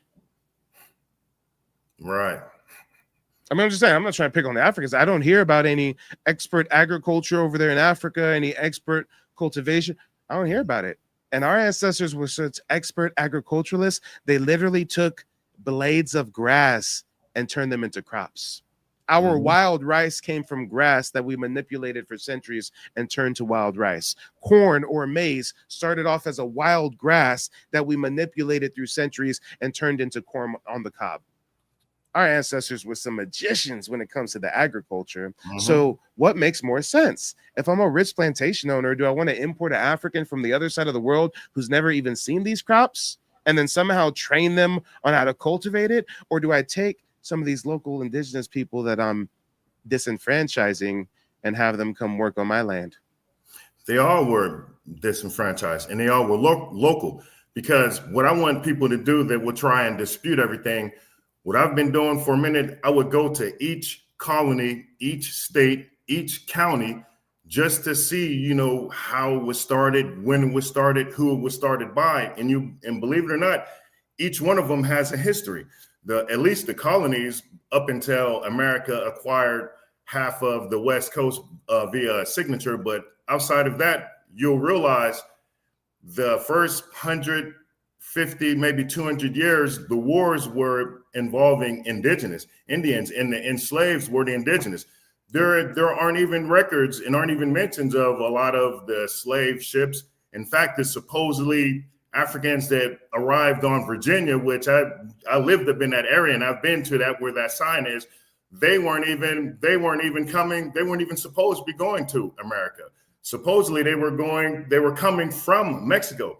People don't realize that the pirates, when they would go get the booty, they would actually wait until they would go down there and the ships would go get the pearls, go get the black gold, which would be the people. And then when they were taking it back to Spain, back to North Africa back to Europe, that's when the Hijack 'em. privateers would attack. And They're most not of going those privateers are crypto Jews. exactly. All European factions, whether French, Dutch, British, Irish, German, they all had crypto Jews in their ranks. So the way it works is there's some crypto Jews part of the Spanish conquistador parties because they're being kicked out of Spain, 1492. Cristobal Colon, Christopher Columbus, he was a crypto Jew. He was sailing not just to distract the Spanish because he was a double agent for the Portuguese, but he was trying to find a new homeland for the Jews. America is a crypto Jewish nation. That's why we rock with Israel so heavy. That's why they have so much power and control over here. The second destination Columbus went to in 1493 was the island of Puerto Rico. I was there March of this year. The Jewish presence is staggering. Synagogues all up and down the island. Y'all got to understand that the Jews are part of the colonizing parties. And when the gold shipment's about to go back to Spain, they let some of their other crypto Jews that are hiding in the other European factions know. And the next thing you know, some pirates just so happen to know when the gold is being transported and they come and steal it. Hence the Pirates of the Caribbean. And to break down with those cards, they had the enumerators and they had the registrars. And when you would go in there, they would actually look at you, look at the documentation, look at what you were saying, where you were from, what paperwork and what card would show what era you were born in. Because back then they were all born in the houses, and they were born in the houses on their own territory, which were basically like shacks, and which would technically could be a reservation, or then there were the plantations and all of that stuff. And now it's just areas where they're houses. But the registrar. Go ahead. I'm sorry. What you say? What do you think of this ignorant ass comment that Roy just had the nerve to say? Hold on. Roy just on YouTube says this card just shows there is a Negro who also happens to be recognized as an Indian tribe citizen. That is not saying the race is Indian. Well, dumbass, I got to ask you. Why would a Negro be listed as a citizen of an Indian tribe unless they were Indian? Right. And then there were the mental gymnastics. Also, believe it or not, there were also different type of, I wouldn't necessarily say privileges. I would actually say that they were divisions based off of the Indians that were actually native born and that were currently in tribes, because some of them wouldn't really be trusted with like weapons, even though they weren't fighting at the time, but they still would have access to some sort of weapons, and they still could actually group up. Because remember, at that time, he was born 17 years after slavery was abolished. And think about it. The importation of slaves had stopped at 1808. Exactly. He was born a native-born Negro Indian in 1882. That's 80 years after the importation. So there were still Black Indians being born in Knoxville around that time. As far as with that guy, man, it is what it is, and that just lets me know that you're on the right track and we're on the right track. If you would have haters, whereas he has obviously no reason to hate or anything. Like we're literally looking at a card that does not say that there's a citizenship category and then a race category. Well, no, there is a citizenship category. Here's a citizenship category. It's U.S. citizen. And it said he's native born. He's not naturalized. Right? But this is just a race category. Over here, Indian, this is still under the race. Like, do you guys not have eyes? This is the race category. You have white, Negro, Oriental, Indian. And for Indian, they differentiate citizens and non-citizens. But we literally have people viewing evidence of Black indigeneity and they still try to refute it. Come on. Yeah, like tribal, the different military personnel, some of the soldiers that were actually in tribes and out of tribes, there was different type of stipulations, different type of rules, but it's always just kind of fluff because everybody at the end of the day would pretty much do the same thing. And none of the Negro Indians were allowed to actually fight at that time anyway. So, and that had changed. They even had laws on the books where like our ancestors couldn't gather in groups of 10 or more. They had laws on the books where they couldn't carry even walking sticks because they were so afraid of they were so afraid of these black Indians we've been hostage enslaving in place, converting for centuries. Now they're free. What are they going to do to us? Are they going to massacre us like they did at the Fort Mims massacre? Are they going to massacre us like the Yamasee did in the 1700s? Are they going to massacre us like the Seminoles did to Andrew Jackson's armies? They're so afraid. That's why in 1865, the same year the Civil War ended, the KKK was created. They were not lynching our ancestors and massacring them like that during slavery. It happened here or there. You'd have a slave rebellion. They try to make an example, cut some heads off, put them on pikes. But most of the massacres and stuff, I can pull up a map, y'all. Hold on, bear with me. We're freestyling right now. This is live TV. Let me see if I'm so good with the receipt game that I can just willy-nilly bring up a whole black massacre map, y'all. Hold on. We got the Louisiana Purchase map. We got the Indigenous Tribes of the Southeast, Walter Plecker and Friends, reclassification PDF. Where is my map? Oh, I think I found it. Let's see if this is the right one. Let's see if this is the right one. Oh, yes, this is the right one. So again, guys, coincidentally, all the black folks come from the Southeast. And that just so happens to be where all of these black indigenous tribes were. This is not where you find the Mongoloid, Siberian, Bering Strait phenotype. You find that in the plains and the high desert, Nevada, New Mexico, Arizona. You don't find that in the Southeast. You find black people in the Southeast. And in the same area is where all these black massacres take place. And look at the dates on these black massacres. 1866, New Orleans. 1887, Thibodaux. 1868, Opelousas. 1873, Colfax.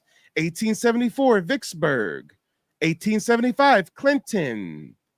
1866, Memphis. 1868, Camilla. 1874, Ifwala. 1898, Wilmington. 1923, Rosewood. 1910, Slocum. 1921, Tulsa. 1908, Springfield. 1919, Elaine. 1917, East St. Louis. 1906, Atlanta. 1920, Okie. 1985, Philadelphia. 1919, Washington. Why are all these massacres all of a sudden happening when we get our freedom in the South? Because they are afraid of what these black Indians are going to do with their freedom. So they got to keep their foot on their necks, get the Klan to terrorize them off their land and get them to migrate to the North so that corporations can come and pump oil on their land and steal the resources.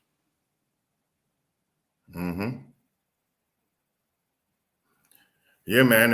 And based off of your toolage and your teaching, far as helping me with my genealogy, on my dad's side, I realized a lot of the mulattoes, that's where the mix was. And that's where the definite rumor of, the acknowledged Native American ancestry mix also.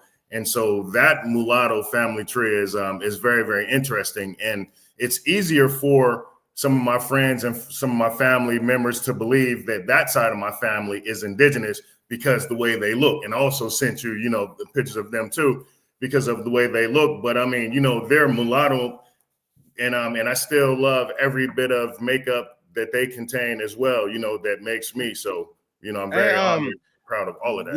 We tend to not be ashamed of our ancestors. If we have European admixture, European ancestors, we research them, we learn about them. We try to reconcile when we find that some of them were slave masters and stuff. We research what was going on in Europe and the enclosure and the destruction of the commons that led to all of them being sent here by pawns of elitist noble families. I mean, most of these European settlers, although they're butchering and slaying indigenous populations and stealing their land, they are pawns. They're not kings. The kings never stepped foot in America. Why would they risk their life on a perilous journey for months at sea? The pawns came over, and the bishops and the knights. That's how you play the game of chess. And they fucked over the pawns so bad. Yo, they fucked them over so bad. Oftentimes, they would tell them, hey, you're going to sign up as an indentured servant, unaware that when they came over, they can be gambled like property and sold at the slave auction block and shit.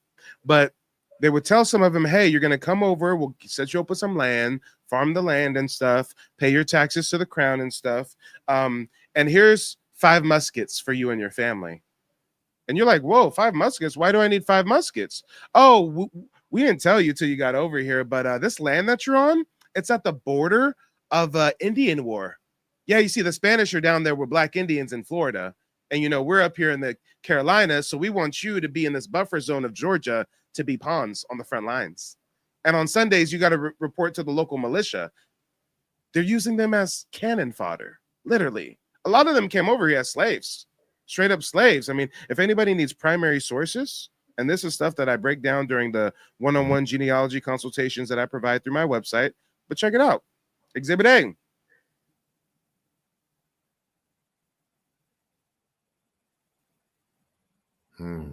Hold on. This first book is called They Were White and They Were Slaves, The Untold History of the Enslavement of Whites in Early America. Most white Americans are insecure about how they got over here. They did not come over here as pilgrims and noble people. They came as slaves of noble people. Look it up.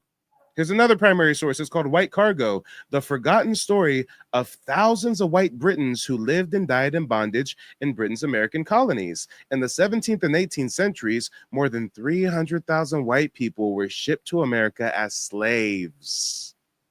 It says urchins. What's an urchin? An urchin is like a poor homeless kid in Europe. Urchins were swept up from London streets to labor in tobacco fields where life expectancy was no more than 2 years.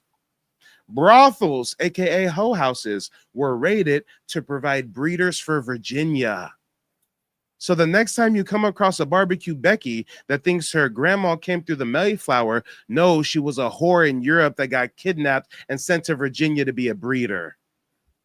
You see why they're insecure about their history? You see why so many white folks be getting online telling us, no, dude, you guys were the slaves. We were indentured servants. Let's keep reading. It says hopeful migrants were duped into signing as indentured servants, unaware they would become personal property who could be bought, sold, and even gambled away. Transported convicts were paraded for sale like livestock. Guess what, guys? I have German lineage. My German ancestor was shipped here as a slave. That's what genealogy can reveal. I got the document. I got the paperwork. Hey, I ain't find no African slave in my family tree, but I found a German slave. Funny how that shit work, huh? Funny how that works. Watch. We'll go to Ancestry.com real quick. I'm a full-time genealogist. I do family trees for so many people, so I got to skim through here and try to find my family tree. Lord knows I be doing so many family trees for people. Hold on. Here we go. Lane family tree. Check this out. This is going to blow your mind. This is my ancestor, Franz Christian Hutmann. Franz Christian Hutmann. Okay? Let's read a little bit about Franz. Check this out. Let me see. Where's the shortcut to his profile? Hold up, y'all. Hold up. Where's the shortcut? Good old Franz. This is going to blow your mind. Here we go. He was born 1757 in Menger in Hoschen, Waldeck, Frankenberg, Hesse, Germany. There's a book written about this line of my family. Here's an excerpt from that book. This is how you do genealogy. Some of y'all got some European slaves on your family tree. You don't even know it. So check it out. This is a brief historical sketch of Christian Houtman and his son Jacob Houtman and their descendants. It says Christian Houtman, the founder of the Houtman family in America, was born 1757 in the Principality of Hessen-Kassel, Gremmen Empire. At that point in time, Germany wasn't even called Germany. It was called the Gremmen Empire. He was a fine drummer boy, and when about 16, was kidnapped by the Prince of Hesse and sold to King George III of England to the end and for the purpose of fighting the colonists of America who were at war with the mother country, striving for their independence. His father was a wealthy man and could have procured the young man's release, but for a difference between them, he was taken in charge by officers, and upon his refusal to join the troops, he was given 30 lashes for 3 consecutive days, after which he consented to obey the commands of his superiors. Nevertheless, before embarking with the soldiers, he said to his father, quote, "You force me to take the lashes, I'll go. But I will never fire a gun against the Americans, and I will never return to the fatherland." And he never did. On the morning of December 25th, 1776, he was struck by a gun cartridge and was suffered, or excuse me, not a cartridge. He was struck by a gun carriage and suffered a fracture of one leg. During the early morning, General Washington and his Continentals had crossed the Delaware and surprised Rowell's camp, capturing the entire band. Christian Hoopman was one of those taken by the Americans, but they treated him so well that after 3 months, he had so far recovered that he re-enlisted, but not with the British, but with a Virginian regiment, and acted as drummer boy until the close of the war. He settled in Virginia and received from the state 800 acres of land. It was located on the headwaters of Buffalo Creek on what is now known as West Virginia, Washington County, Pennsylvania. Let's talk about it. Wow. 30 lashes per day for 3. He getting beat like Toby. Sent basically as a slave, sent to be forced to fight in a war against the colonists in the American Revolution. Just like some slaves in the Southeast during the Civil War were forced to go to battle with their Confederate owner and act as a I think they called them body slaves, because basically they would fetch them water and, do things for them on the battlefield. Wow, that's insane.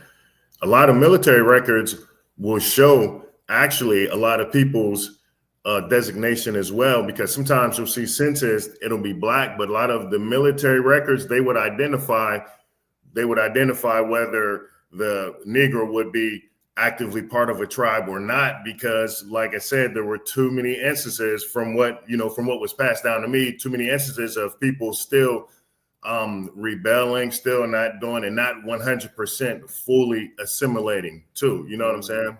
And real quick, QA over here on YouTube says all races have enslaved all other races during the human lifetime. False. Not at all. African slavery was nowhere near as egregious as European chattel slavery. American Indian tribes taking prisoners of war was nothing compared to the European transatlantic slavery. The European slave trade was so crazy that even Europeans fought themselves over it because it was so barbaric. What are we talking about?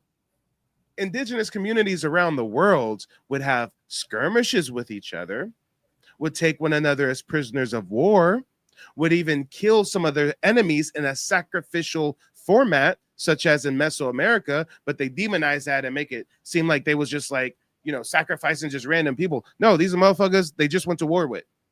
That's what our U.S. government does to this day, right? They drone striking civilians and butchering a whole bunch of people in the name of democracy, right? But when we do it, oh, you Indians had slaves too, so how dare you talk about the Europeans have... No community in the world had any kind of massive global slavery system such as the one that the Europeans enacted. Ugh. You're right. You're right. And then speaking with the Army too, it's like a lot. I would look back, a lot of my great grandfathers, a lot of them been into the military, but a lot of that still, and even still now, even with me, veterans there, whatever, it's more of gaining tactics, techniques, procedures, understanding SOPs, standard operating procedures, preparing, battling, because when and if that war comes, it's like there's a lot of people who people think they're African American, but they're not.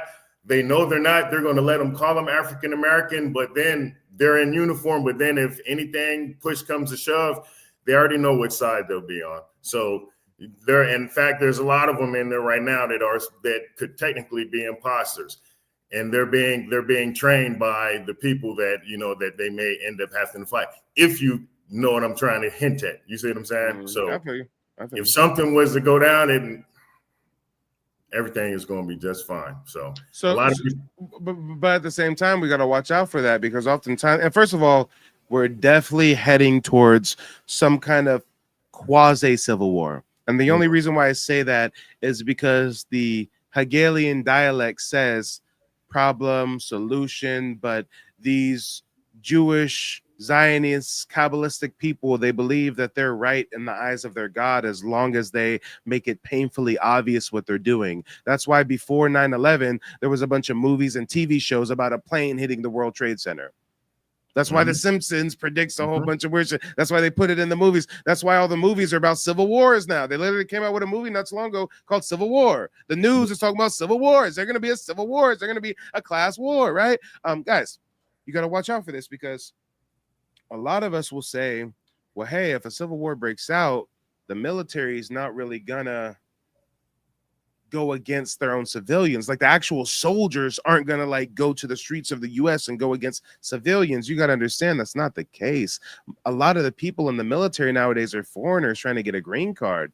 The last administration was not just opening the borders. They allowed these fucking migrants to become police officers and join the military, get a badge and a gun, and they don't even got citizenship.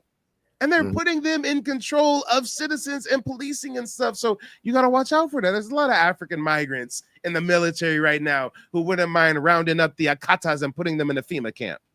And Russians too, because even when I was in basic training, there were like some Russian females in there that kind of just stood out. But I mean, you're absolutely right. But then at the end of the day, it's like I believe that certain people will pick and choose. Now, it might get ugly for a little bit, especially with how Trump is sending, like, okay, they instead of sending the California Guard to California, they'll send like another state to that actual state. So, I mean, I could see that happening. It could get ugly, but if shit really hits the fan, I'm hoping that some people would make the right choice. And you're absolutely right. Like, I'm hoping.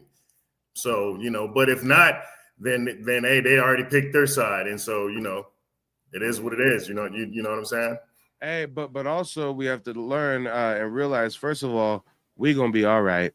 We done survived so many wars, French and Indian Wars, 7-year wars, Revolutionary Wars, Civil War, War of 18. We fought in every armed conflict in the soil since the beginning of time.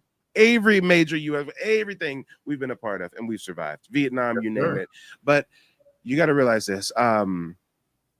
This is an opportunity for us. This is a grand opportunity. When the United States government is fighting too many wars on too many fronts, it's easier for us to enact change.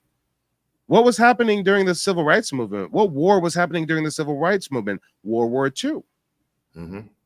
They're preoccupied with World War II. Black Americans are pushing for legislation. We're able to get some things passed. Of course, it was a psyops. Of course, they led us into a burning house. But what I'm trying to get into is my goal, at least, is to start a national organization that can lobby Congress for a congressional hearing on the racial reclassification of Native Black Americans. Well, it's a lot easier to fly under the radar and galvanize the community and spread the word and get the mission out there while Uncle Sam's distracted with a war against China and Taiwan and going back to the Middle East and protecting Israel and protecting the border and hiding the Jeffrey Epstein list, et cetera, et cetera, et cetera. So we've got to use times of turmoil and conflict to our advantage. It's just like economics. There's a saying, be fearful when others are greedy and greedy when others are fearful. I like that. When everybody's running around like everything's good, the market's up, that's when you be fearful. Shit about to crash. There's just something's going on here. But when everybody's being fearful and the market crashes and stuff, that's when everything's half off. if you're ready for it, that's when general wealth is created. So when shit hits the fan and another white boy shoots up a school here and another right wing white supremacist gets assassinated like Charlie Kirk, our name is Bennett. We ain't in it. We need to do some research. We need to know tactics, the difference between cover and concealment. We need to get concealed carry permits and buy arms legally if you're able to and stuff. But come on, let's talk about it. Oh, and it's so cute. I just got a notification from TikTok that my live is being restricted from recommendations because I am promoting misinformation that may cause moderate harm. Meanwhile, the white boys can sit up on TikTok all day running drills and game game theories about civil wars and talking about starting little militias and shit. The first thing we talk about getting our community sharpened up, TikTok says, wait a minute, you might be promoting harm. Okay. And you got receipts too, documentation, pictures, everything, testimonials. So I don't get it. I don't understand it. Hey, it is what it is, what it's gonna be. But hey, brother, go ahead and leave us with some closing remarks. And I got our resident Moore backstage on TikTok still. More L. We'll see what he has to say, and then we'll see if we have any more live callers or if we're gonna wrap up. And shout out to Coleman. Coleman says, my dad always said, prepare for war in times of peace. Exactly. I like that. Yeah, one of my closing remarks is, I've been actually studying the different censuses since you put me on doing my genealogy and everything. And then I've been studying the different amounts, like, that white is 49% and African, then the black will be like 15 or 14. But then those numbers, they can never be right. No census can ever be right. I remember one of my grandmothers used to say that when the enumerators would come around the house, they would actually hide their kids because they just didn't trust them. And so now I personally know black people who have family members who are on their census that they check their brothers and sisters listed as white, but they have both black family members. You know what I'm saying? I know people that are identifying as white that we both know are definitely not white, and they're swarthy just like me, or even a little lighter, and they're identifying as white as well. So it's like, I'm curious. I'm still trying to figure out, like, that number is completely off, but I'm wondering, like, how can a group of people that's only 10% of the world's population be almost 45% of the population of this country? It's just amazing, and something's not adding up. That's about it. But Mike TV, keep doing your thing, man. I appreciate you enlightening us, doing us, and putting us all in the right direction, man. Keep doing your thing. And wait, hold on. When you were talking about I was enlightening you with the genealogy, are you just talking about by watching my content, or did we have a consultation together? By watching your content, but Okay, cool. No, hey, I meet with so many people. We could have had a consultation, a few months ago, and I just forgot about it. That's why I was like, hold up. I'm hitting roadblocks, man, and you're a lot faster than I am. So, and it's time consuming. So, I definitely will be reaching out though. Yeah, most definitely. Well, I look forward to connecting with you, and thanks for sharing those family receipts. I'm definitely going to add those to the digital archive and use that as a case study in a lot of my presentations. Yes, sir. Thanks. Have a good one, man. Be blessed. Take it easy, brother. Peace. All right, we're going to bring up our resident Moore in just a second. Over on TikTok, Katie Anderson says, my grandma says those census folks couldn't spell. That was on purpose. They could spell, but they purposefully misspelled our ancestor's name. This is the process known as paper genocide. Check this out. In my research, I discovered an article from 1970. It took me 6 hours straight searching through newspaper archives. It cost me hundreds of dollars paying for archival memberships to find this newspaper article entitled, When is an Indian not an Indian? It's when he's a Negro. And I'm just going to give you one little excerpt from this. This is from a census taker. Who is an Indian? When the United States government counts heads, it says we are whatever we say we are. A census taker now working in South Kingstown in preparation for the 1970 census said recently, quote, if they tell me they are Indian and they look Negro, I put down what they say and change it later. Aren't Indians supposed to have high cheekbones? We literally have a census taker admitting to racially reclassifying indigenous people. We have a census taker admitting that they're going off of lookership instead of genealogy. Guys, in the 1970s, we had all these cowboy and Indian TV shows and movies where they had fucking Asians and Italian actors playing Native Americans. There was a huge psyops with Walt Disney and all the media figures to promote this Asiatic Bering Strait phenotype as what it means to be a Native American. So when the census taker says they look Negro, what the fuck does a Negro look like? What does a Negro look like? What is a Negro? Oh, someone who's melanated with thick lips. Okay. All right. I got it. Next caller is, let me see who's backstage. We're going to bring up More L82. Then we're going to bring up Flight Chief. And if nobody else is going to call in, then those will be our last two callers. More L, where are you calling in from?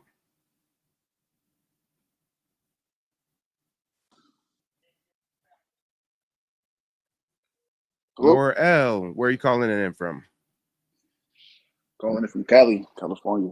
All right. You wouldn't happen to be a descendant of African migrants, would you? Not at all. Okay, but you identify as a What's Moor, an right? what do you consider an African migrant? And what does Africa mean to you and your definition? Okay, time out. If you're gonna ask me a question, ask me one question at a time. Your first question was, what do I consider an African migrant? Words matter. I go by the definition of words. A migrant is someone who migrates from one land to another land. An African is someone from the continent of Africa. So an African migrant is kind of self-explanatory.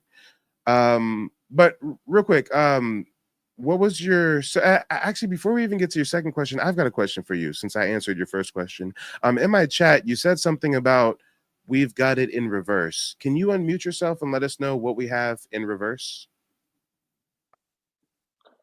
The whole slave story, matrix thinking, and for one, Africa means land without codes. So if land without code could be an Okay. You're saying a lot. You have to be short. You have to be concise. You just rattled something about we've got a slave story matrix thing in reverse, and now you're talking about Africa being. Sir, these are the rules of engagement. When I mute you, it's because I'm interjecting. You stay on mute until I'm done. You'll know when I'm done because I'll say you can unmute yourself now. So let me just get everybody caught up. I said, hey, in the comment section, you said we had something in reverse. What do we have in reverse? You said the slave story matrix thing. What slave story matrix thing are you talking about? And then we can get on. Did I not just tell you not to fucking unmute yourself and interrupt me, boy? Did I not just say stay on mute until I tell you it's your turn to speak? If you can't follow directions, you can kick rocks. It's 1 a.m. I don't need to speak to you. You're calling in to talk to me. Have some decorum. Stay on mute or leave. Jesus. So first he's saying the slave story matrix thing. I want to have him elaborate on that, and then we'll go to his claims of Africa meaning a place without codes. So sir, unmute yourself and let us know what slave story matrix thing you're referring to. Right, for a lot of this. Well, you explained a lot of that when I right after I typed it, because you went into, of course, some of the white gold stuff. But if you study the Bounty Act, where you get the title sheriff and marshal, the Bounty Act of 1721, it actually started in 1714 with Queen Anne. It's Okay, actually slow down. I'm not even going to mute you. I just want you to slow down. You just said a Bounty Act of 17 what? 1714, Queen Anne's Bounty Act of 1714. Okay, so Queen Anne's Bounty Act of 1714. I get it. And you're referring to Queen Anne's War. Right. Okay. This is where you see these people. Time out. I'm still trying to understand why you said the phrase slave story matrix thing. What is a slave story matrix? I said matrix thinking. What does matrix thinking mean? The roots idea that Africans came here as slaves is completely false. So Africans didn't come here as slaves. No, it was European nobles being dispatched through the Cape of Time Africa. out, time out, time out, time out, time out, time out, time out. Just stay on mute for just a second. I've never heard somebody claim that Africans did not come over here as slaves. It's well documented that Africans sold other Africans to Europeans for trinkets and shipped them to the Americas as slaves. Most of them went to South America, Brazil. Second largest destination was the Caribbean. But are you promoting that the transatlantic slave trade is a hoax, that it didn't exist? Go ahead, unmute yourself. Well, you just proved my first theory of you still being in that thought matrix. You Yeah, haven't even helped us understand what matrix you're talking about. So don't say that I helped you prove a theory about being in a matrix when you still haven't even told us what matrix you're referring to, sir. I'm confused. Can you make this more simple? the idea of African slaves. I'm gonna do this one more time with you because I don't really don't have the time either. But the theory of African slaves coming from Africa in the 15 and 1600s, and those 30 odd some odd Negroes found in 1619, which didn't confirm they were Africans. They were really most likely pearl divers lost at sea. If you really get into those 30 odd Negroes. So African slaves being shipped to Virginia weren't really African slaves. They were pearl divers lost at sea. And Africans never got trafficked as slaves over here. It was European noble bloodlines. And I'm talking about a slave story matrix way of thinking. Sir, this sounds like a whole bunch of pseudo shit. This is what we're gonna do. This is what we're gonna do. You, for some reason, do not know how to stay on mute when I mute you. I keep having to mute you. This is what we're gonna do. We're gonna let my audience have the luxury of choice. Guys, put a 0 in the chat. If you, oh, he already fled. Okay, cool. Thank God. I was gonna have you guys vote to see if he gets a timer and speaks 2 minutes uninterrupted. I really didn't want to hear what the fuck he had to say. This the motherfucker in my chat claiming to be a Moor, guys. These are the pseudo low IQ high school dropouts in our community claiming we got to overstand, understand Black Law's Dictionary, Maritime Law, Matrix, slave codes. Africa just means land without treaties and slave. They were pearl divers. What the fuck did he just say? Sir, you aren't qualified to have this discussion. Nigga probably ain't even done his genealogy talking like that. Jesus Christ. Jesus Christ. I don't even want to speak on him anymore because I feel like I'm punching down. I mean, that's just Jesus. You just embarrassed the fuck out of yourself. I hope you know that. Let me see what you guys are talking about. Y'all said, yeah, if he would have stayed for 2 minutes for the 2-minute timer, it would have made a good laugh. Yeah. Yeah. White says, yeah, he was talking some wildness. Yeah. I mean, come on. He said he opened up saying that I've got it in reverse. I say, what do I have in reverse? He says the slave story matrix thing.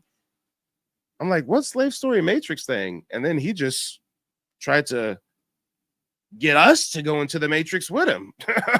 Nigga, we're not going down your pseudo rabbit hole to see how far it goes. Y'all cracking up, y'all. Y'all cracking up. He don't have the time. Yeah, he don't have the time, but he waited backstage for like 15 minutes to speak to me about his pseudo Moorish bullshit. Y'all saying he's a goofy. Y'all cracking up at him. Yeah. Sugar says he didn't even say anything. He said so much back to back in the chat, though. Exactly. These motherfuckers say a bunch of pseudo shit in the chat.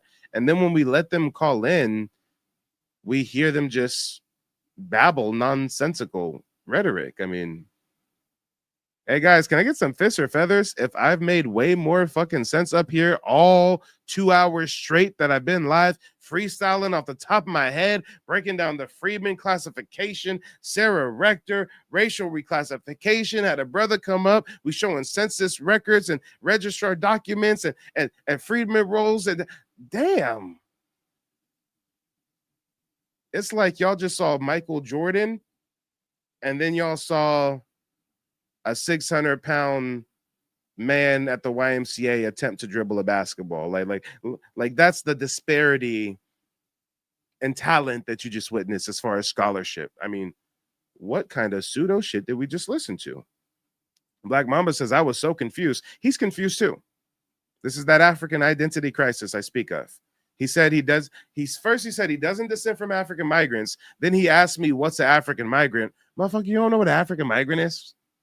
And then he was also in the chat saying Moors don't come from Africa. Then where do they come from? Asia? Do they come from Japan? Do they come from Greece? Okay. Yeah. Coleman says he's making up a so-called matrix community of African community in the 1700s. That's crazy as hell. Yeah, I've never heard somebody claim that Africans were never shipped as slaves to America and that they were pearl divers. You learn something new every day, I guess. All right. Tukwa says, I need lion's mane mushroom tea now. Hey, I need a joint. I need to pack a cone. HED mom says, lost soul. Yeah. Y'all saying he was pivoting. Yeah. Lewis says, I just need to figure out how to get past 1870 on my ancestry. Hey, go to the website, book a consultation. I'd be happy to help you. Hey, Lewis Gold Live, I got to ask you this. If I've dropped so many gems like this off the top of my head, freestyling on the live stream, chatting with you all, imagine what kind of information I would help you reveal during a one-on-one genealogy consultation. Just imagine. Tukwa says, appreciate you. I'm a cash app you once I get paid. Hey, I appreciate it. Instead of cash apping me, I want you to get something tangible for your money. To become a member of the website, it's $15. I would advise you to become a member of the website. And if you become a member of the website, then you can actually have access to my digital archive where I've got a bunch of documents, family photos, newspaper clippings, book excerpts, Black Indian obituaries. The list goes on and on and on. Earlier, we were covering some of the Indian slave ads. I've even got ex-Indigenous slave interviews. I mean, y'all, if you want to read firsthand accounts of Indigenous people captured as slaves and reclassified, hey, $15, access to a whole archive. Check this out. Spence Johnson. I'm gonna just give you a little taste. Spence Johnson was born free, a member of the Choctaw Nation in the Indian Territory in the 1850s. He does not know his exact age. He and his mother were stolen and sold at auction in Shreveport to Riley Surratt, who lived near Shreveport on the Texas-Louisiana line. He has lived in Waco since 1874. If you want to read the first-hand account from Spence Johnson, it's in the archive. I'll even read the first passage for you just to show you how crazy this shit is. Indigenous tribes were enslaved in place even until the 1850s.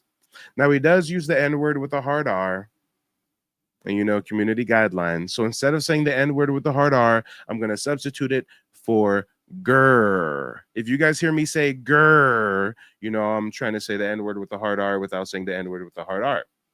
It says, the Gur stealers done stole me and my mammy out the Choctaw Nation up in the Indian Territory when I was about 3 years old. Brother Knox, Sis Hannah, and my mammy and her 2 stepchillin was down on the river washing. The Gur stealers drive up in a big carriage, and mammy just thought nothing, 'cause the fort was near there, and people on the road was stopping to get water for the horses and rest a while in the shade. By and by, a man coaxes the 2 biggest children in the carriage and give them some kind of candy. Other children see this and goes too. The 2 other men was walking around smoking and getting closer to mammy all the time. When he can, the man in the carriage got the 2 big stepchildren in with him, and me and sis climbed in too to see how come. Then the man holler, get the old one and let's get from here. With that, the 2 big men grabbed mommy, and she fought and screeched and bit and cried, but they hit her in the head with something and drug her in and thrown her on the floor. The big chillin began fighting for mammy, but one of the men hit him hard, and off they drive with the horses under whip. This was near a place called Baggy Depot. They went down the Red River, crossed the Red River, and down in Louisiana to Shreveport. Black Indian family stolen at the river washing clothes. The kids lulled to the carriage with candy. They hit mama, throw her in. The man being interviewed right here was 3 years old at that time. And imagine how long he was enslaved in the Southeast. And motherfuckers nowadays want to act like this is an African when he was born in the Indian Territory, stolen from the Choctaw Territory. You can't make this up. You see why you call me the king of receipts? And this isn't the only indigenous slave interview I have. I've got several. Let's talk about it. The king of receipts. I'll give you another taste. This is Ellen Cragen.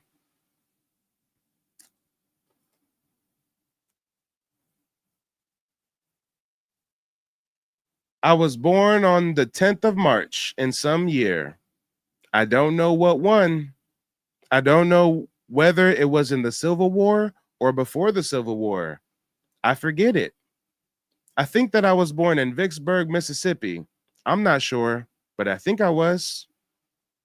My mother was a great shouter.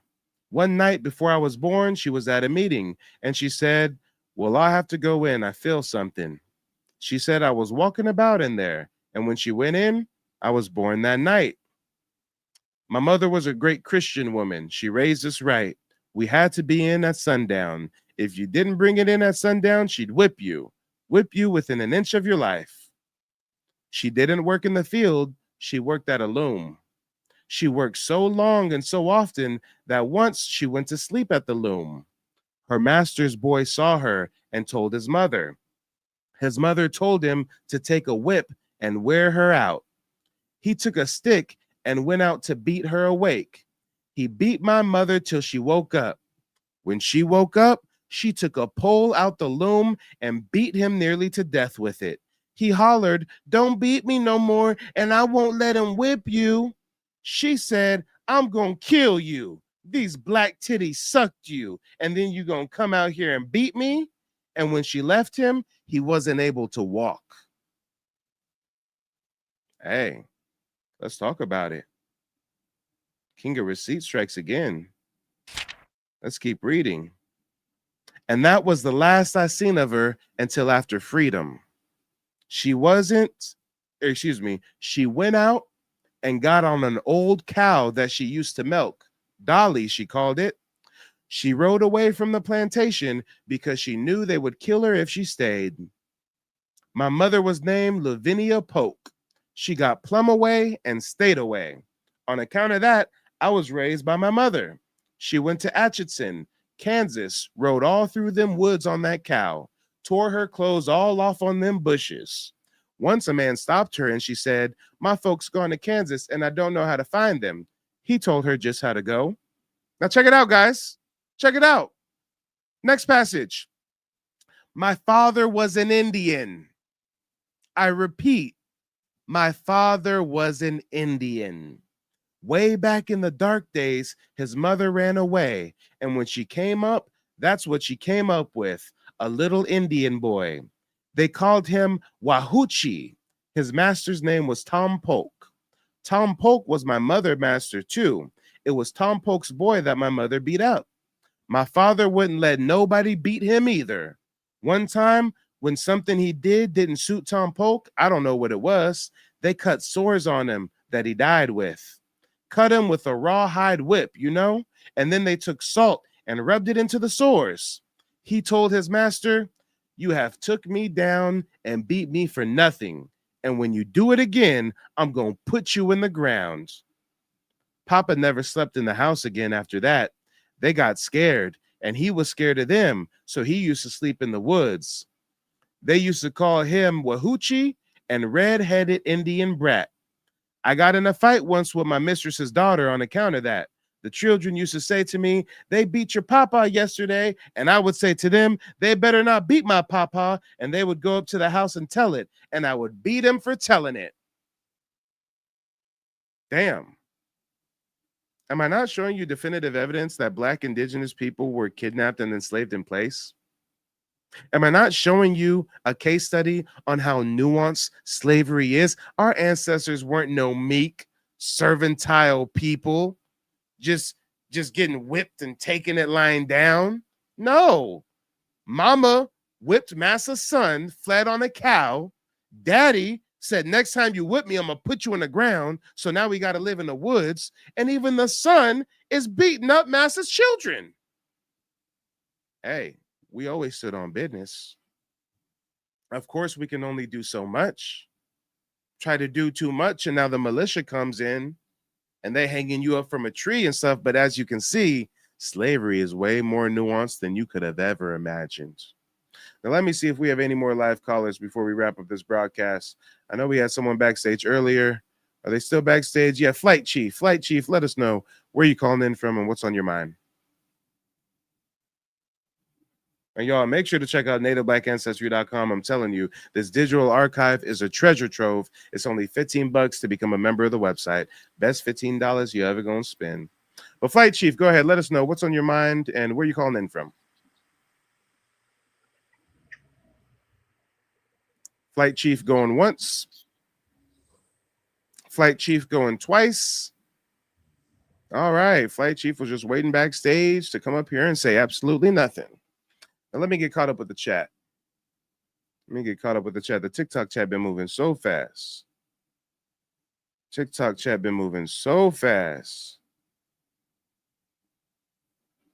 Let me see.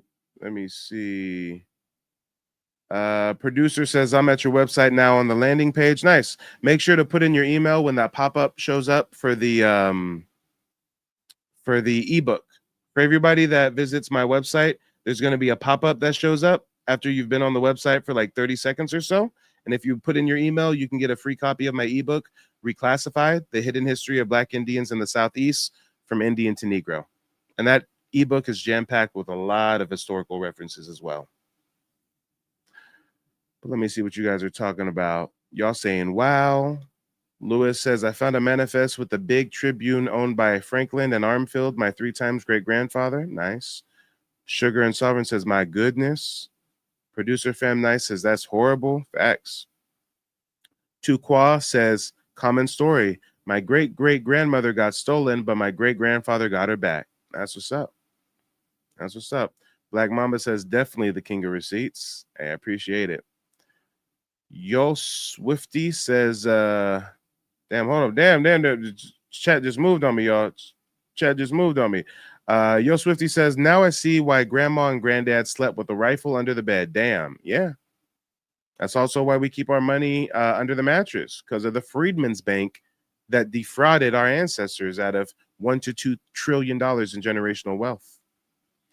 Producer Fam Nice says, that's common for a lot of us. No exact birth date and age. Yeah. And guys, that's why they outlawed the slaves reading and writing, because if they can read and write, they can read the text and the census and know they're indigenous. Masters say you come from Africa somewhere, but when I'm able to read, I can source documentation and learn, wait a minute. Nah, I was raised on this plantation since I was 3. This is all I know. But I was taken after a local Indian war and separated from my tribe. You see why they didn't want us reading and writing? They put all the shit in books. That's why it's so easy for me to show you the receipts. They put everything in text and literature. Why? Because they never thought we would even be able to read this shit one day.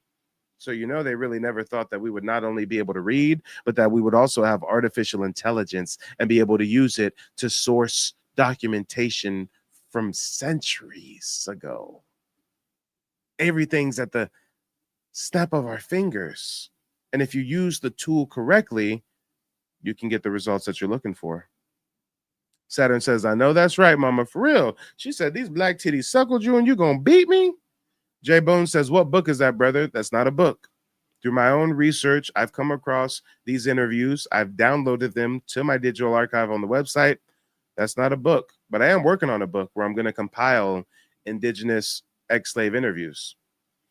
Upper Echelon Native says, yeah, now these are the stories we need to read. Our ancestors weren't docile. Facts. And I just read like 2. There's a few more on the website there.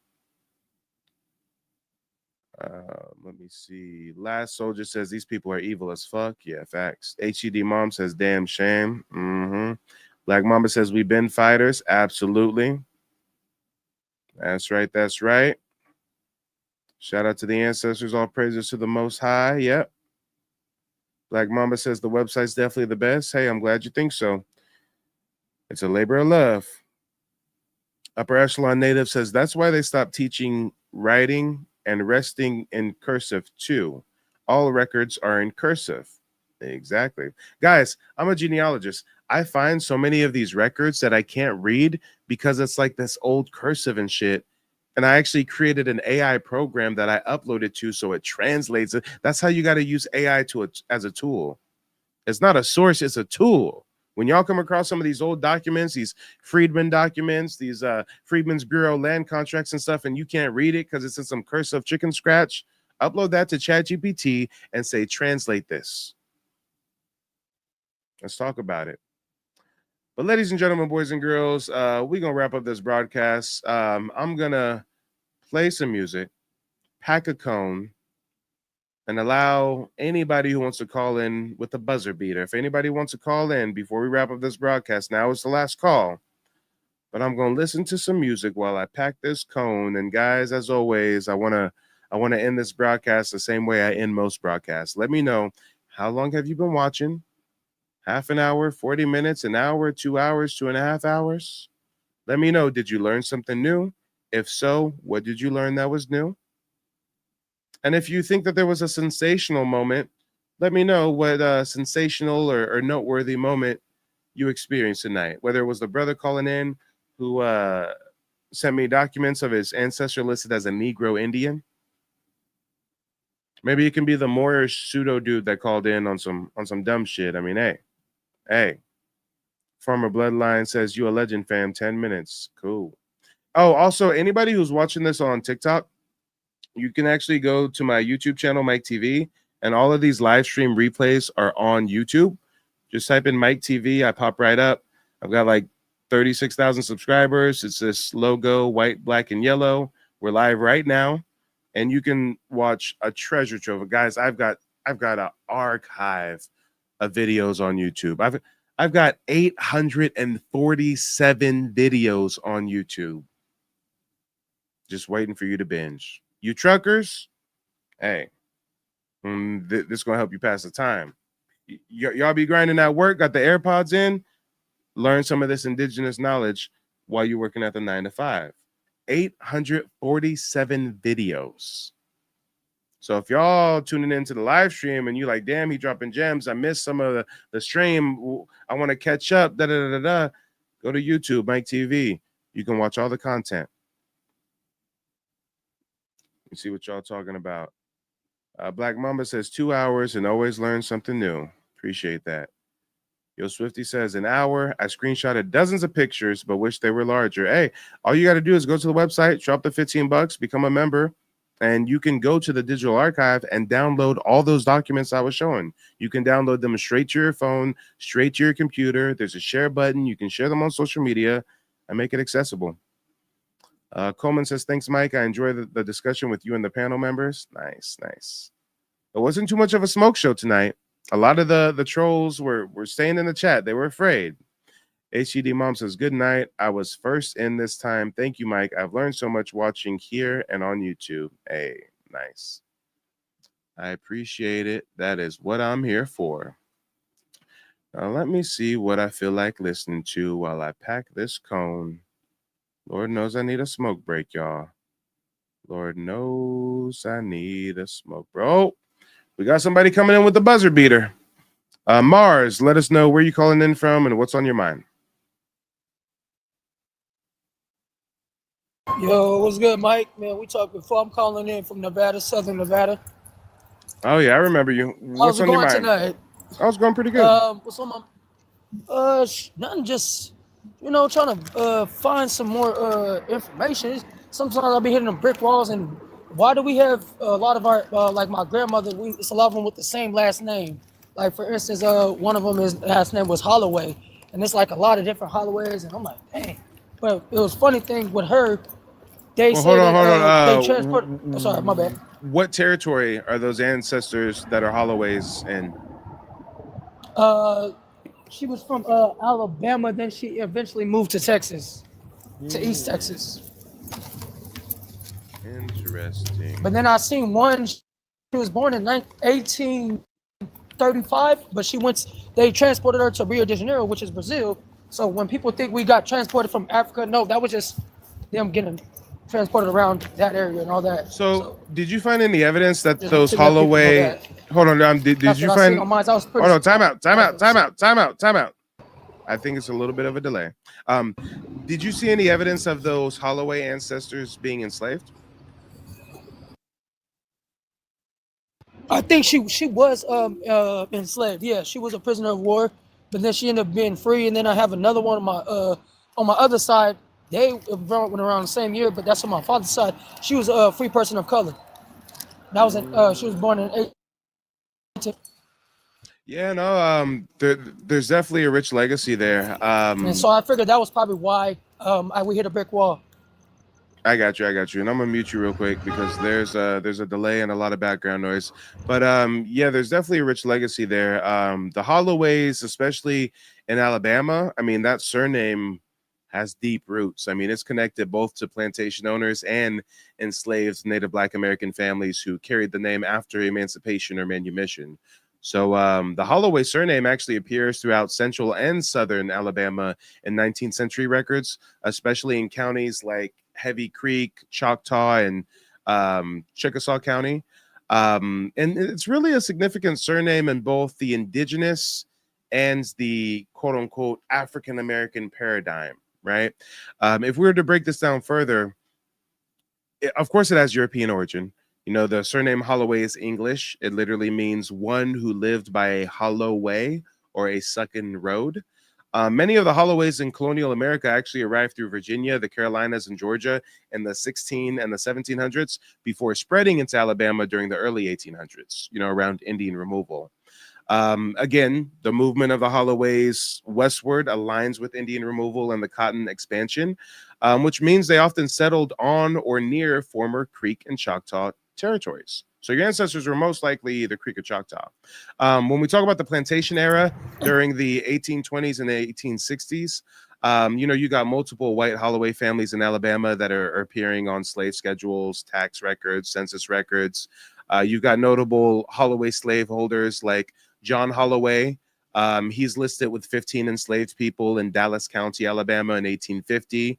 You've got William Holloway in Lowndes County, listed with 9 enslaved people in 1860.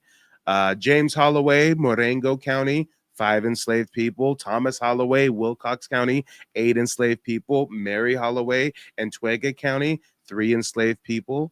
And she was actually a widowed estate holder. Oftentimes, widows or women whose fathers had slaves, they'll inherit slaves. That's But funny you said that. That was her name, Mary Holloway.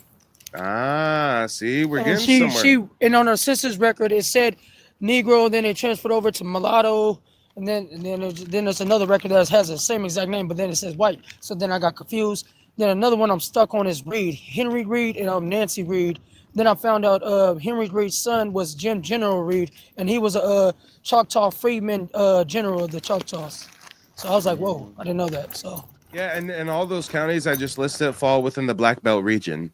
You know, that's the fertile soil where the Creek, the Choctaw, and the Alabama tribes were before the Indian removal. So, you know, these Holloway families actually acquired land through federal land patents issued after the 1830s Indian Removal Act. But yeah, you know, if I'm able to drop some gems like that willy-nilly, again, I say, imagine what kind of gems I'll drop on you during a one-on-one personalized genealogy consultation. Let's talk about it. But go ahead, brother. You have the floor. yeah, man, thank you for that, because like I'm really stuck on those two surnames. Like I can't get past they found name their father, their mother and father. So like Henry Reed, I can't find his. Nancy Reed, I know that's not her last name, but that was his. And then you got Mary Holloway, married to what's his my grandfather's name was Alfred Holloway. No, Arnold Atkins, married to Mary Holloway. Yeah, so Yeah, I feel you. that, yeah, that line I know that Atkins was Creeks too. So I'm like, oh. Yeah. Not just keep hitting these brick walls. All right, brother. If you're hitting brick walls, you already know what to do. Check out the website. Yeah. Yeah. And everybody needs to go on that website before you do the consultation too and get that free ebook, man. I got one too. It's pretty dope. I appreciate that. Honestly, I made the ebook a few months back, And I do so much research. I low key, high key forgot what I even have in that book. I mean, I know I dropped some gems. I know it was thorough, but like I'll have to go through and like read it myself. And when I read it, it'll be like reading it for the first time because like you guys have no idea how much information I have to constantly filter and absorb on a daily basis. Like it's ridiculous. And then how many people call in and talk to me? I mean, it's a lot to process. Matter of fact, that's why. I'll do it right now. Matter of fact, I'll do it live. Hold on. Let me pull up that ebook. I swear to God, I do not remember what's in that ebook. I do not remember at all. I created the ebook like 4 months ago, I think. I've got a copy of it saved on my Google Drive, though. Hold on a second. I'm gonna bring this up with you guys, so you guys can also have a little sneak peek. But Mike, you're gonna be surprised what you put in there. It's a lot of good information you put in there. It's long. I didn't get to finish all of it, but it's a lot. I skimmed through it good. It's a lot in there. Y'all don't understand. I have to process so much information. I do so many live broadcasts. I'll be having a smoke, having a break, and on my breaks, sometimes I'll watch my own shows because I don't even remember what I say up here. Like this is all freestyle off the top of my. I'd be watching my own replays and watching the shit like it's for the first time, and I'm like, oh damn, I was going off on it. Like, oh damn, I was cooking there. Like, you don't understand. It's crazy, y'all. It's crazy. I process so much information on the daily. But let me see about this ebook. Yeah, here we go. Let's take a look at this together, guys. I'm about to read through this like I'm not the one who wrote it. Like, bro, let me see. Reclassified: The Hidden History of Black Indians in the Southeast from Indian to Negro. How do I open? Oh, I open it up with the El Negro Olmec head statue. Okay, we open it up strong, Mike. All right. And actually, I want to be able to zoom in on this. Is it going to let me zoom? I don't see a zoom option. Let me open it in Google Docs. Maybe that'll help. Oh, no, here's a zoom. Here we go. So we open it up strong with the Olmec El Negro statue looking like Wesley Snipes with the M-shaped hairline, prominent in our community. For centuries, the true origins of many Black Americans have been buried under colonial deception, systematic erasure, and weaponized reclassification. This book uncovers a story that was never meant to be told, a story of nations dismantled not just through warfare, but through paperwork, policy, and pedagogy. What if your ancestors weren't African slaves, but indigenous Americans renamed and enslaved on their own land? We journey through key truths that expose how the Southeastern tribes, especially the darker-skinned nations, were renamed, reclassified, and removed from the historical record. But this isn't just a history book, it's a tool of liberation. The truth they saw and then erased. Cinnamon-skinned natives in 1492. Christopher Columbus describes the indigenous people of the Caribbean as having cinnamon-colored skin and features resembling Ethiopians. He never once stated that they were African. His comparisons shocked European audiences because they contradicted their assumption that Indians were light-skinned and Asiatic. This early testimony is crucial. It proves that Blackness was native to the Americas before African slave ships ever arrived. And then we've got this image of a West Indian scene by Agostino Brunius from 1795. Cabeza de Vaca saw free dark natives. Shipwrecked in 1528, Spanish explorer Cabeza de Vaca lived amongst tribes along the Gulf Coast. His journal detailed encounters with dark-skinned native peoples who lived in complex societies, had their own languages, and were not enslaved. He never associated them with Africa. Instead, he honored their sovereignty. His writings challenged the dominant slave narrative by revealing a free, dark indigenous population in early America. And here's another artist rendition. Samuel Davies, 1758 testimony. A Presbyterian minister in Virginia, Reverend Davies noted that certain native congregants were dark, not from mixture with Negroes, but by nature. This single line provides key evidence that dark skin was indigenous to native communities. His statement also contradicts modern assumptions that all dark-skinned people in the South were of African origins. Spanish records called them negros indios. The Spanish used the term negro indio to classify Native Americans with dark skin. Not because they were African, but because their phenotype resembled Africans. These records, found in colonial era documents from Mexico, Florida, and the Caribbean, show a clear effort to racialize indigenous people based on appearance rather than culture or ancestry. And then we just keep on going with the receipts and keep on going with the receipts and just keep on going with the receipts and just keep on going with the receipts. And we keep on going with the receipts. Hold on. We ain't going to stop with the receipts. Oh, Lord. Oh, Lord. How many pages was this? I don't even remember how many pages this was. We taking it all the way I told you, through. Mike. Oh, damn. This is Told you got a lot of information in there. And this is 25 free, y'all. pages. This is a free ebook. Hey. A free ebook with all that stuff to read. Hey. You can't Shit. beat that. Nobody else giving out these gems like that for free.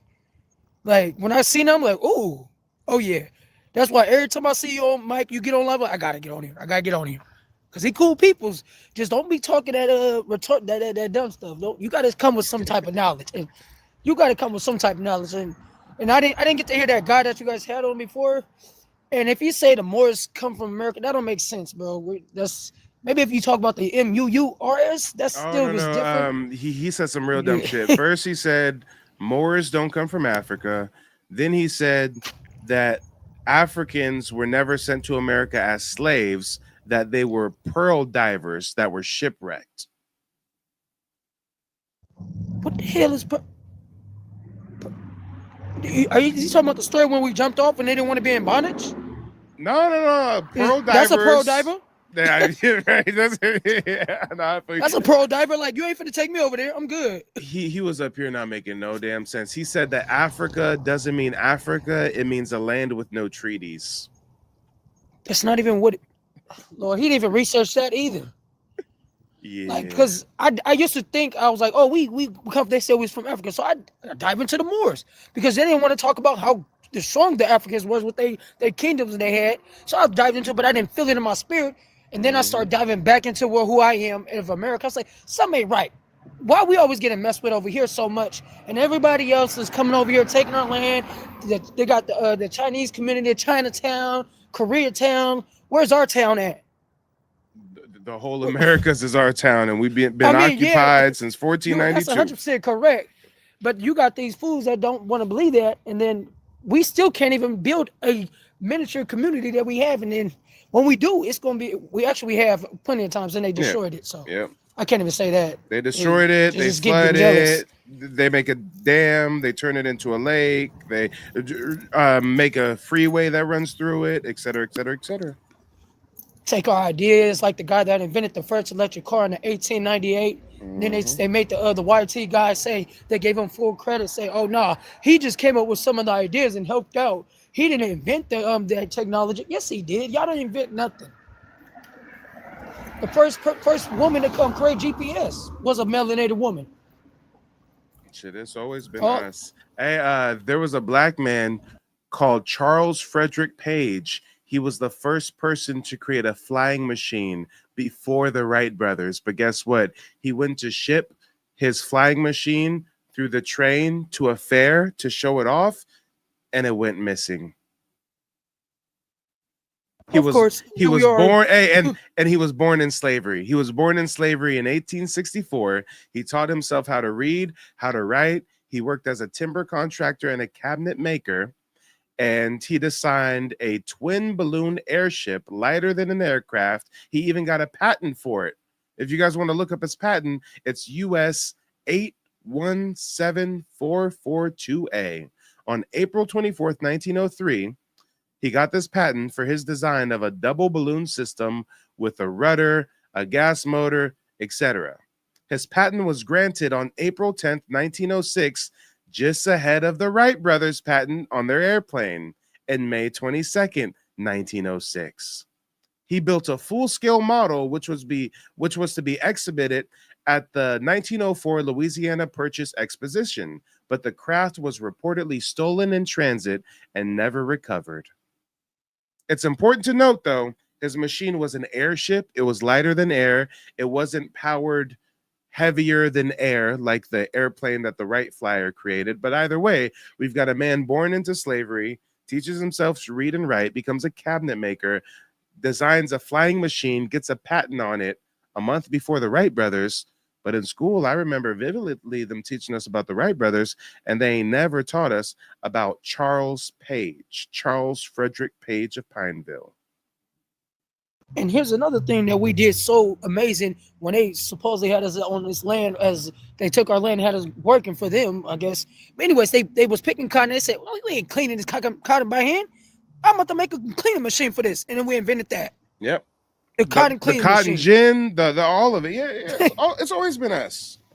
You know, and it's ridiculous when I get on these other people's lives. That's literally. And like, hold up. But that's literally what we do. We create processes and systems and refine them. Y'all do the same shit at work. Y'all will learn that there's some system at work, and you'll be like, why do these motherfuckers at work, my bosses who make more than me, why do they have this system that's not efficient? And we be giving the workplace suggestions and shit and fixing the system and not even getting promoted, not even getting a bonus or nothing. I mean, it's just in us to create processes and systems. Facts. Like if you seen that movie Jumanji, remember when he created the tennis shoe? The little boy put that in the machine by accident. Yeah, like the first tennis shoe, like that's where it starts. You know, I've been diving this in since I was a little kid. So I know so much about us, and my dad been learning how to use YouTube. He born in 1949, so that's what connects me to the ancient ancestors. That's what's up. I ain't got to go back too far to get back to the 1800s and find out that we was free. Talking about free mulattoes and Negroes and stuff. So somebody says Eli Whitney. Yeah, technically on paper they say Eli Whitney created the cotton gin, but come on, we know that so many of these European inventions, it's our indigenous inventions that they just take and patent. And come on. Hold on. I'm gonna do some quick digging. I'm gonna do some quick research and see if there's any evidence of indigenous black person or a slave pioneering that before Eli Whitney. Hold on a second.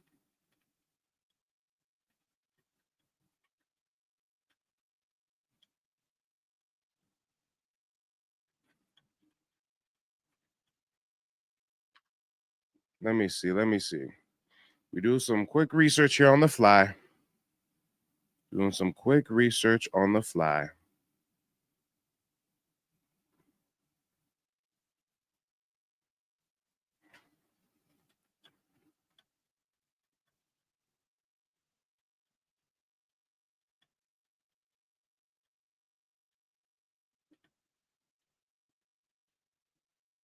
Okay, here we go. Now we're getting somewhere.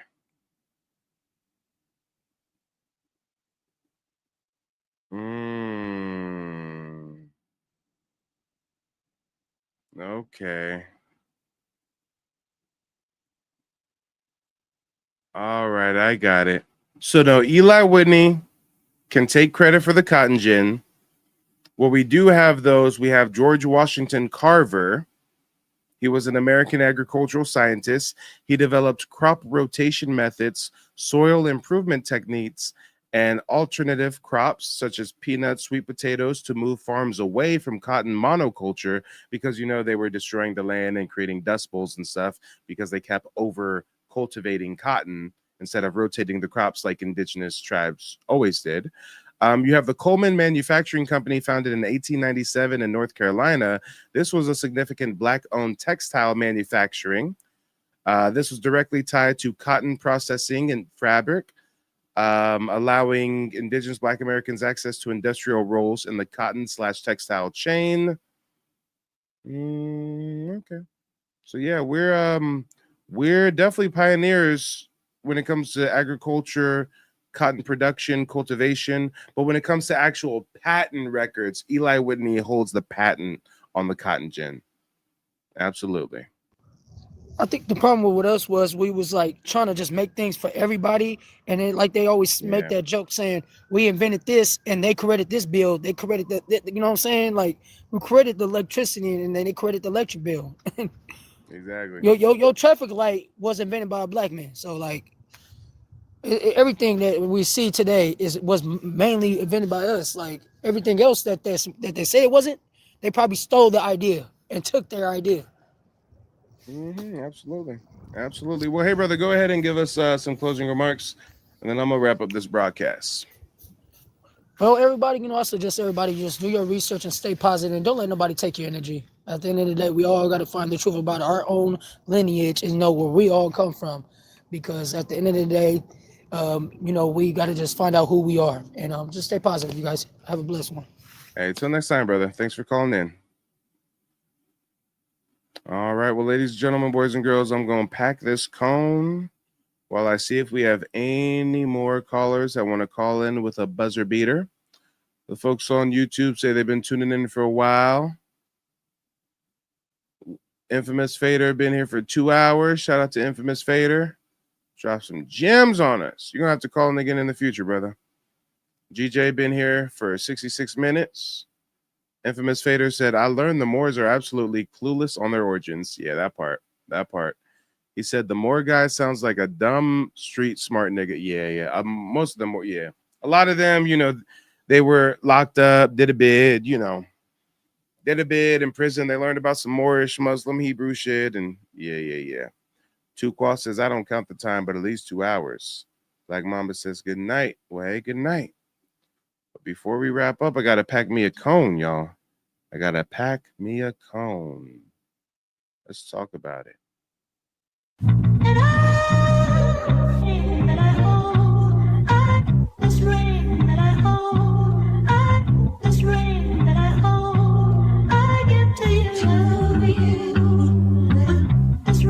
Break it, they ain't let us in. We pass on the settlement. This path I don't recommend. We pass what they expected, man. I go where they never can. I float, I don't never land. When it's dark, you don't know where you go. Need a light bearer to lead you home. I go where they never can. I float, I don't never land. When it's dark, you don't know where you go. Need a light bearer to lead you home. Light 'em up, beat me up. The only goat, the genius one. They switching sides, I seen it coming. The plot twist, a convenient one. Look, nobody finna extort me, even when they record me. I'ma keep it more G. Hand me a drink before I get more deep. She hates sports unless she watching from the floor seats. I hate that God didn't make a couple more of me. And all my haters in the chords at the coordinate. They imitate the sound, call it forgery. What we doing's more important, more importantly. Look where we made it to. Made love that's unmakeable, bonds that's unbreakable. Broke rules and bent corners and hopes of breaking through. Basically went out my way to make a way for you. Basically we finna take them high places through it. Way improved it like a beta, we gon' stay improving. This the light that's gonna illuminate the way we moving. Trust in me, we going God mode, the theory's proven. Light 'em up, beat me up, the only goat, the genius one. They switching sides, I seen it coming. The plot twist, a convenient one. I walk up to the preacher man just to pick your love hand and give to you. I give to you. And I walk up to the preacher man just to pick your love hand and give to you. I give to you. And I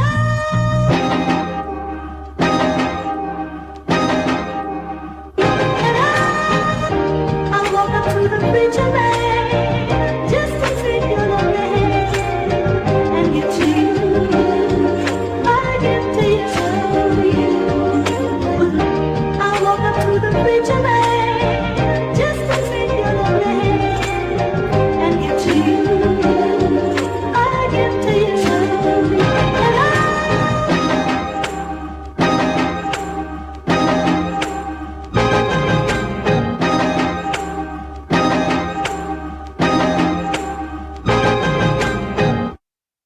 All right, ladies and gentlemen, boys and girls, that's all I have for you this evening. Sugar, thank you for the gifts. Shout out to everybody who's been sending gifts. I know I'm really bad at acknowledging the TikTok gifts, but everybody who sends gifts on TikTok, I really appreciate you all. You know that. Thank you guys for showing up and showing out. Make sure to check out the website, nativeblackancestry.com, and I will see y'all later.